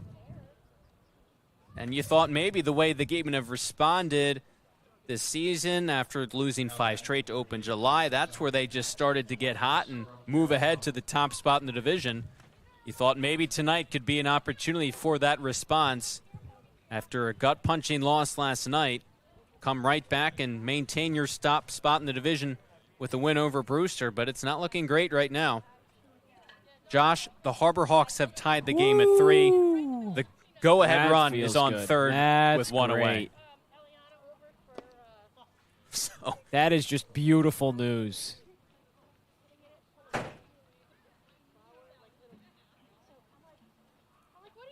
Mikalakis, 3 hits tonight, most recently a flyout. Runner on at first, 2 away. So fingers crossed if you're a Gatemen fan. It is currently first and third for Hyannis, only 1 out, bottom of the 8th. They just tied it at 3. And that's just like listening to Beethoven's finest work. Music to my ears. And even if that game does remain in a tie, that still is a win for the Gatemen in some sense, because only a point for the Braves. The Gatemen still stay ahead of them by just a point, 1-2. And that's how big some of that is. Gatemen the only team across Cape Cod to not have a tie this summer. And in some aspects, that's helped them to have the 19 wins. In other aspects, it's really hurt them, because there have been plenty of opportunities where Wareham could have won games in extra innings, could have tied games in extra innings, and they ended up losing. Yeah, there's certainly been plenty of ties, and despite the fact that the Gatemen the only team in the division above 500, Bourne has now gotten right at 500, but those two ties accounting for 2 points for the Braves at 17, 17, and 2. 2-2 pitch. Mikalakis comes up empty, strikes out. Another solid inning for O'Connor. Pitching around a one-out base hit, gets out of any additional trouble in the 8th. The bullpen's done its job the past 4 innings. No runs to speak of for the Whitecaps, but they're still in good shape. Up by 6. The Gatemen down to their final 6 outs on Cape League TV. Turf Specialties has set the standard for high-quality natural grass athletic field construction. As a full-service athletic field construction company, we specialize in design, build, and renovation of native soil, modified soil, and sand-based athletic fields. Our team will provide you with superior quality, expert guidance, and continuing support long after the completion of our project. We are proud to have built the infield for the Wareham Gatemen field. Go Gatemen! There hasn't been a ton of training when it comes to bat speed or products for players to be able to train bat speed.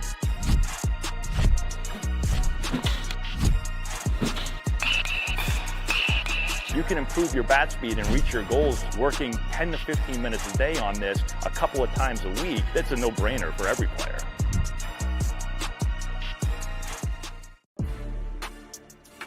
You can make any bat feel lighter by adding a velo puck knob. Instead of having to go get a whole entirely new bat, you can simply add the puck to it. Players can use this with any bat. It's basically going to shift the weight of the bat a little bit more towards the hands. Players are able to hit the ball a lot harder just by simply adding the puck on.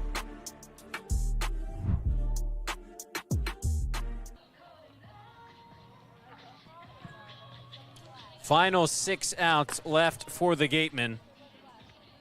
This has been all Brewster tonight, despite the fact that this Gatemen bullpen, the combination of Jones and O'Connor, has posted 4 straight shutout innings. Wareham's offense has not been able to chip away, and so the deficit remains at 6. You hope that the offense can at least show some signs of life, at least to maybe just carry over into tomorrow against Cotuit, because that's a Kettleer team that shut down these Gatemen bats the last time these two teams played. Cotuit came away with a 2-1 win. So you hope that maybe you find something that you can carry over, something in the bats, just some momentum, confidence that this offense can use and harness into tomorrow's game, because it's a big one. Colby Turner's had a nice night at the plate, 2 for 3. Deteen still in the game on the mound. Michael Anderson, 6'3", first baseman out of Arkansas, replaces Lawson defensively. The only Brewster switch up defensively to speak of here in the last of the 8th. 0-1 to Turner. Breaking ball. Ben's in there for a called strike 2. The Harbor Hawks, first and third, 2 away. A strikeout and then a flyout. So Hyannis cannot take the lead with runners on the corners and 1 away in the bottom of the 8th. So that game between Bourne and Hyannis, with Turner coming up empty on that hack. Gerald completes the play for out number 1. That game between Bourne and Hyannis moves ahead to the 9th, tied up at 3. Still a lot of time left in that one, knowing that even if both teams go scoreless in the 9th, ghost runner on for the 10th, really still a 50-50 game either way. If you're the Gatemen, you just got to hope that Hyannis can win, but in the more than realistic possibility that the Braves come away with that win, then you have to be prepared to win out for the rest of the regular season after tonight. It's that simple. And a tie obviously benefits Wareham more than that win. They'd still stay in first place by just a point, but better than being tied with Bourne, who gets the tiebreaker edge the season series. Hyannis scored a run in the bottom of the 8th, down by a run to tie the game up. Here's Cruson after the foul ball. He takes upstairs, 1-1. Average is up to 306 for Cruson after a base hit and a sac fly tonight. His average has been on the rise lately. 1-1 pitch. Breaking ball again stays high, 2-1.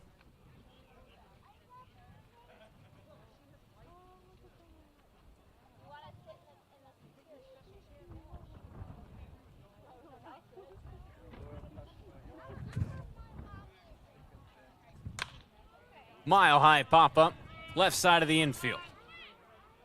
Maggelet, just next to the third base bag, makes the catch for out number 2.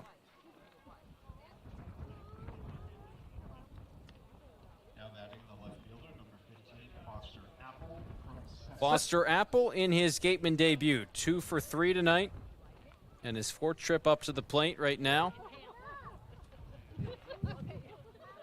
The second new face we've seen offensively for the Gatemen tonight, with Will Parker appearing as a pinch hitter. He drew a walk against a team. The righty fires in a strike. And Apple with those 2 hits, that's definitely something that you can look at and hope to be a bright spot moving forward.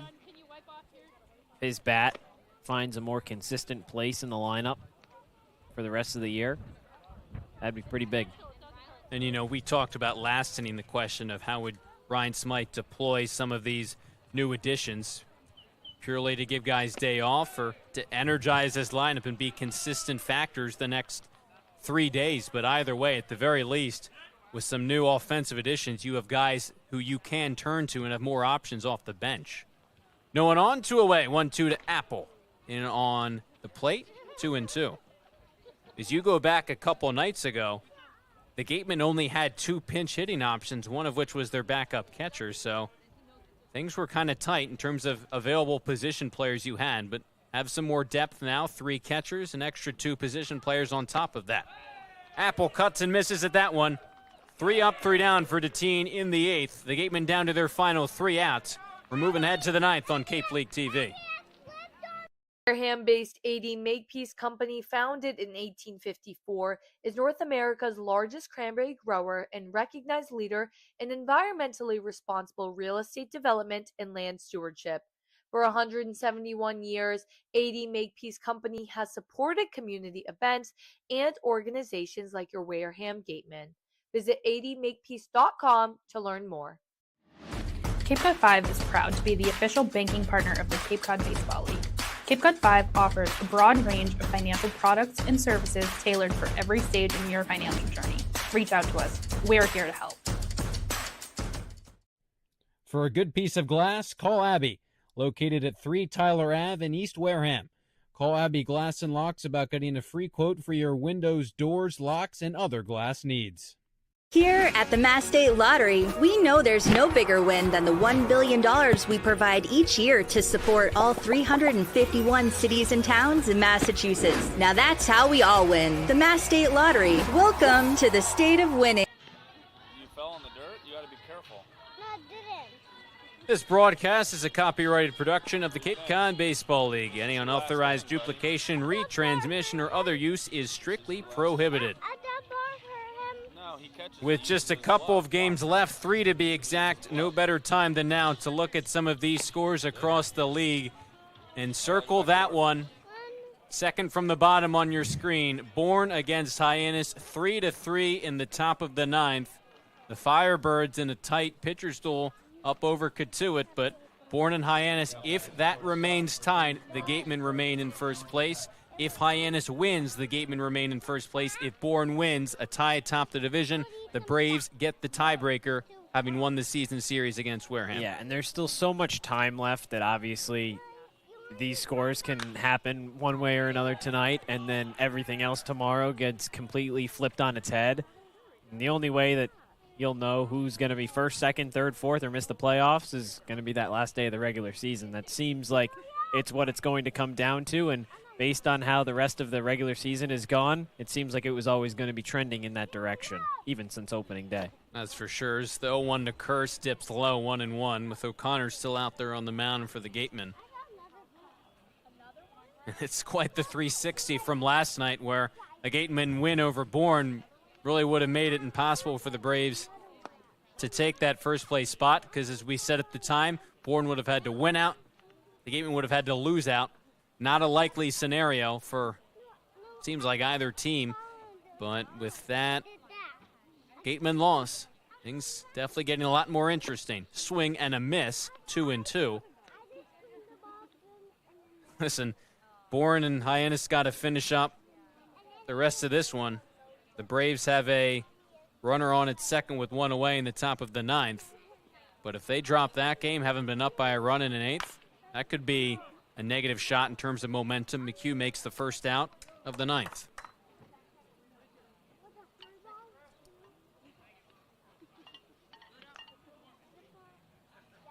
Now batting the second baseman, number 10, Colton Coates from Louisiana Tech.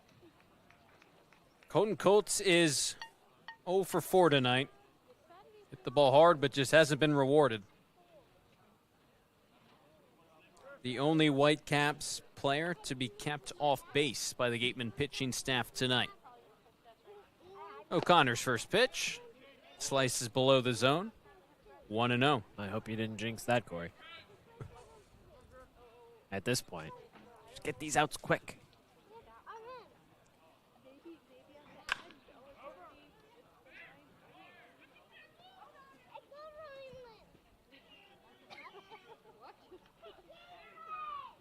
Hopefully not, with the Whitecaps certainly adding on the hit total, 11 hits here tonight, compared with the Gatemen 7. The Gatemen certainly, with those 7 hits, have had base runners, have drawn their fair share of walks. It's just been bringing the guys home. That one's in the dirt, 2-1 on Coates. That's been the real difference.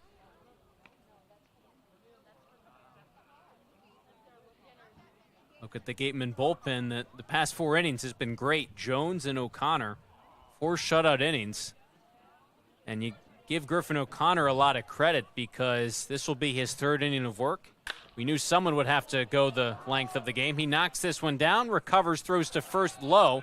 McHugh is able to pick it out. Nice play on both ends for out number 2. That, I'm really hoping that Griffin O'Connor is okay there, because that was a comebacker that went off of his bare hand, and it would have been so difficult to try and twist his body to catch that with his glove.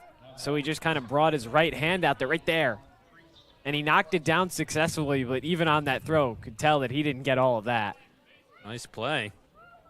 He was wincing a little bit, but seems well enough to still throw. So adrenaline should carry him. And as we were saying, as he throws in a strike to Priest, someone would have to pick up some extra innings tonight for the Gatemen. The way their bullpen is taxed lately, the way this game started for Turner, Calera not going a long ways out of the bullpen. Tonight that was Griffin O'Connor, and the fact that more than likely he's going to end up going 3 innings out of the pen is going to help the Gatemen in terms of limiting the amount of arms they had to use tonight, and that they can save heading into the final weekend, final 3 games of the summer. 2 outs, top of the 9th.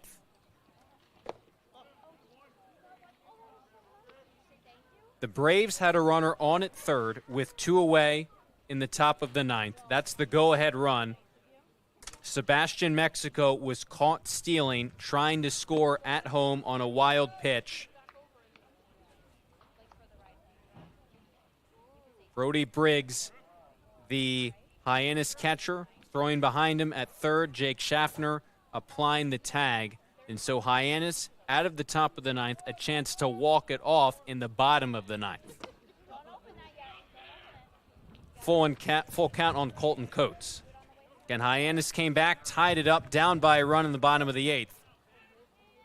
Gatemen fans turning into Harbor Hawk fans with a loss 3 outs away. Gatemen hoping Hyannis can at the very least tie Bourne. Coates works a 2-out walk, much to the chagrin of the Gatemen fans.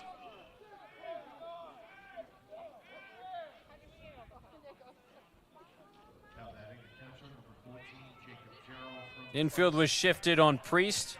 Gerald, the catcher, batting from the right side.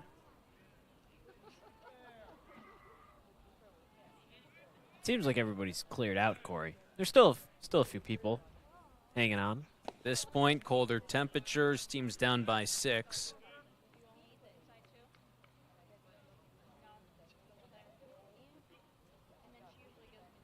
'67 feeling like 63 is a lot different than 97 from what it was a day or 2 ago. And yeah, really just in the span of 24 hours, maybe less, it's just cooled off drastically.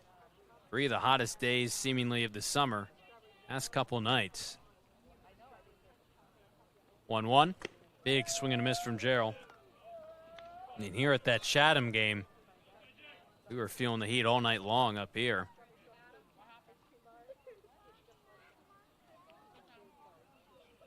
2 outs in the top of the 9th. Priest worked the 2-out walk. 1-2 home. Lined into left. Falling fast. Falling in front of Apple for a 2-out base hit. First and second. Now for Scott Newman. Brewster's just having fun at this point. I mean, that dugout sounds like they just won the World Series. Well, we've talked about it throughout the series this summer. That Keystone rivalry series. This one just sinking too fast for Foster Apple to make a play on it and left. But the series means a lot for both of these two teams. And 3 outs away from Brewster evening that series at 2. So these two squads likely splitting the season matchup. Unless, of course, they were to meet again in the Cape League Championship game. But as you noted earlier, weird that the home team has lost every game in the season series. Would be the Whitecaps' second win here at Spillane Field this summer. Newman pokes it down the right field line, out of play.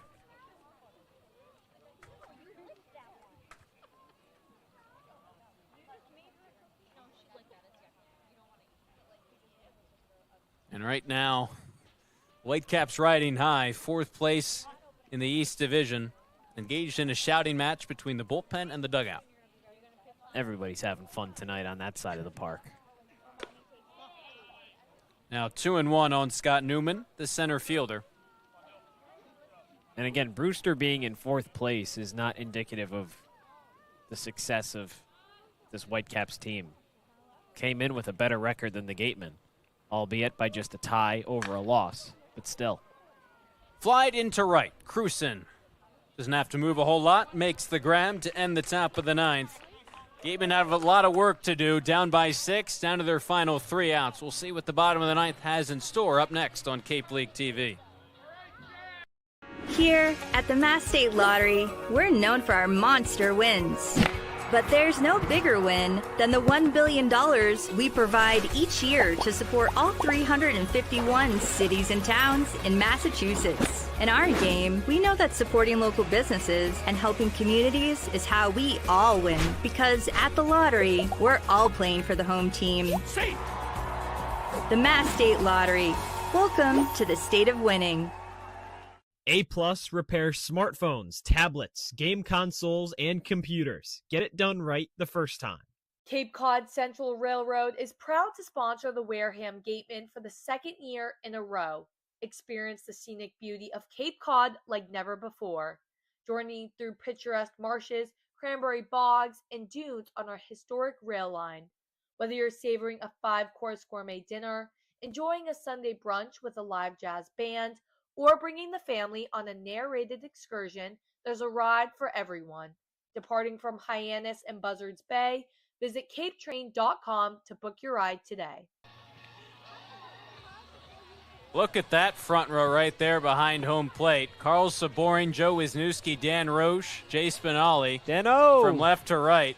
You know, Josh, a couple days ago, you were asking the question of if a fan ran on the field, who would be responsible for tackling them? We and both I think agreed, the guy who yeah. just got up, that might be my guy.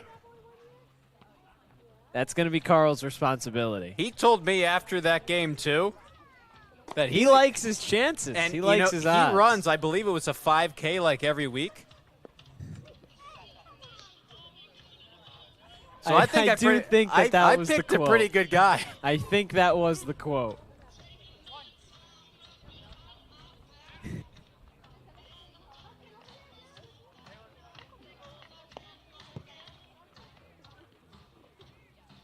The Gatemen down to their final 3 outs.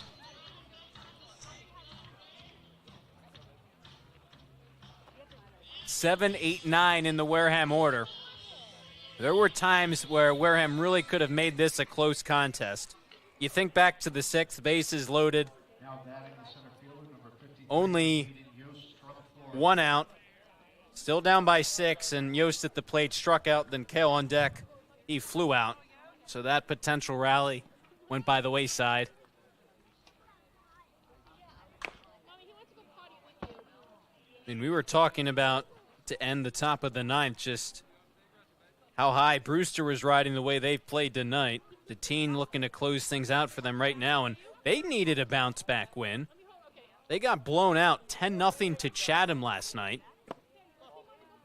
And sure, any result can happen on any day up here on the Cape, but that's a last-place team that's all but out of the playoffs in the East. Coming off of a 9-0 loss to this Gatemen team, and they took it to Brewster, so the Whitecaps have certainly bounced back, switched things around. Yost lifts a pop-up, foul territory, left side, drifting out of play.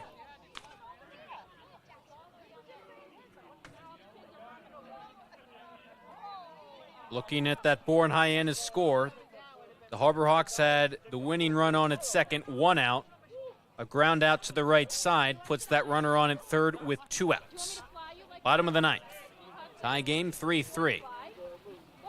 At Spillane Field, 2-strike pitch to Yost. He cuts and misses. Down swinging for the second straight at bat, and there's 1 away in the ninth.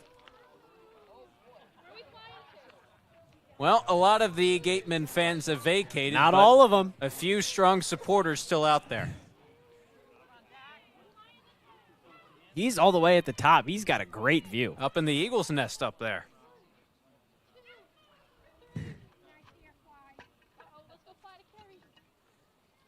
How old do you think he can see from that top bleacher? You know, we've kind of made our way up there when we have done the Sundays in center. But We've been even walking that, around that's those been, bleachers. what, the second row? I mean, that is I've all the it, way it at kind the of top. is a cool view to be all the way up there, but you got to feel like you're pretty alone. You're pretty isolated all the way up there.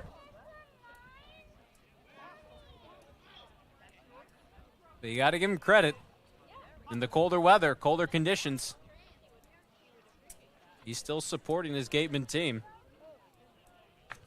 1-1 to Jack Hale. He takes outside 2-1. Or the Whitecaps. Could have made the trip. You don't know for sure. He is wearing red, so maybe Wareham. But you never know.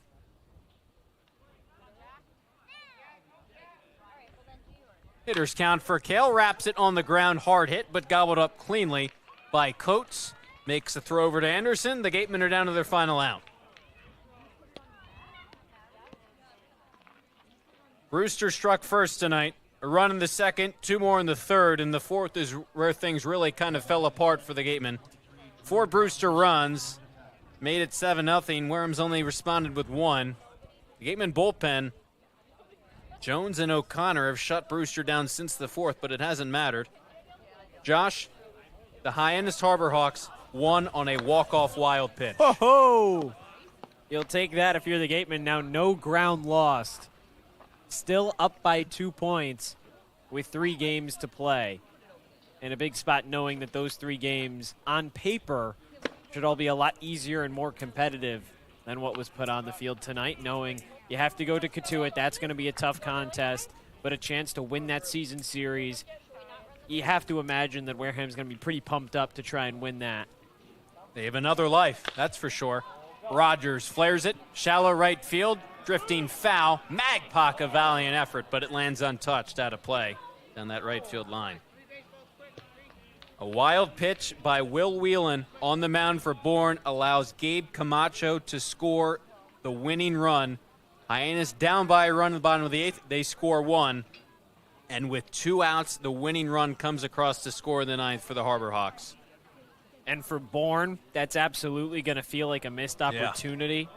How does their momentum get impacted? Yeah, and obviously, you know, the players aren't going to be on their phones and everything like that, but certainly having pretty close relations with some of their interns and, you know, being able to communicate with some players like we get to on a day-to-day basis with our players. You have to imagine that they were kind of scoreboard watching a little bit too, thinking, oh, you know what, the Gatemen are losing. This could be the chance. This could be the opportunity to tie them up points-wise and take over that top spot. It doesn't happen. Now, they were 6 outs away from a win. 3-2, bottom of the 8th. Hyannis claws back, and the team the Gatemen will play to end the regular season helps them out. It's a 2-2 with 2 away. Rogers takes outside. Count goes full.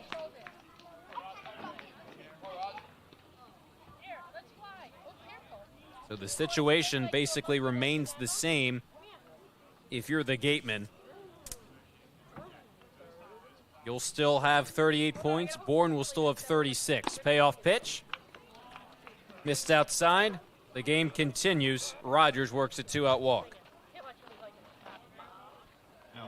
That Orleans-Katuitt game also went final. Firebirds 1-0. They take it over Katuitt. Kettleers entered with 33 points, so Hyannis will leapfrog them, and it will be Wareham in first at 38, Bourne in second with 36, Hyannis in third with 34 points. How incredible is that? And that changes the playoff picture now for the Gatemen, because now if the season were to end tonight, Wareham would play Katuitt. Obviously, a chance for that to change pretty significantly tomorrow with the game between the Gatemen and the Kettleers, but there's another thing really to keep an eye on. Second at bat for Will Parker, who pinch hit for Braden Randall in the seventh, worked a walk. Now a second-year Gateman in the West Point product in Will Parker. 1-0. Called strike at the knees. So the Gatemen getting some help around the rest of the league to stay atop the division. Pivotal 3 games coming up this weekend to close out the regular season. 2-1 on Parker.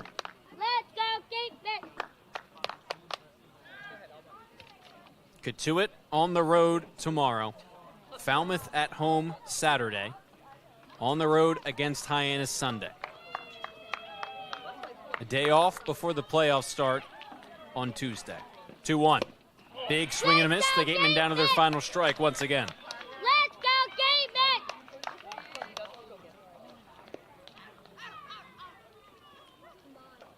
It's been all Whitecaps from the jump tonight. Up by 6 runs, bottom of the 9th. The Teens 2-2. Swing and a miss. That will do it. Let's go, Gatemen! Brewster comes into Hyannis and emphatically tops the Gatemen. Runs in the second, third, and fourth. Brewster jumped up early, didn't look back. 7-1, they take it over the Gatemen.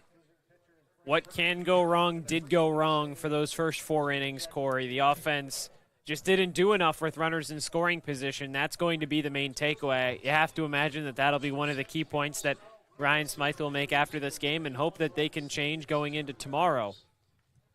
You have to be able to score when you get guys on second and third with nobody out, second and third, 1 out. Those are the runners that can completely change the complexion of a game. The difference tonight, Brewster did just that. And that's the thing. It seemed like there were so many missed opportunities. In one sense, you can remain a little positive because of that huge Hyannis walk-off win over Bourne. But between those missed opportunities with guys on base, some sloppy plays in the field, 2 errors, a couple of other missed opportunities. The pitching wasn't strong early on. And all around, not a great win heading into the final weekend of the regular season, but you're still atop the division with the chance to earn it. Yeah, I think positive might be a bit of a stretch, but I think just kind of impartial, I think, is a good word to use, because obviously it's not a game that feels good, and it's a little bit bittersweet to know that Bourne also lost. But on the flip side, if you took care of business tonight, well, then that's a 4-point lead over the Braves with 3 games to play, and that margin for error just grows. So it's going to come down to these last 3 weeks. That's pretty much set in stone, and it's going to be a close one for Wareham, no doubt about that. Well, that wraps things up for us tonight and for the month of July. It ends in a 7-1 loss against the Whitecaps. The Gatemen hope to turn the calendar into August against Katuitt tomorrow. Thanks to a Hyannis walk-off win over Bourne, the Gatemen still in first place heading into the final 3 games of the summer in the regular season. A chance to clinch that top spot. You can catch all the action tomorrow from Katuitt, a 4:30 start time. Tune in to Cape League TV or YouTube to hear Josh and I on the call. Until then, for Chuck Luarasi and Abby Smith, our 2 producers, Rayna Maggelet, our sideline reporter, for Josh Richardson, I'm Cory Miller saying so long and good night from Wareham.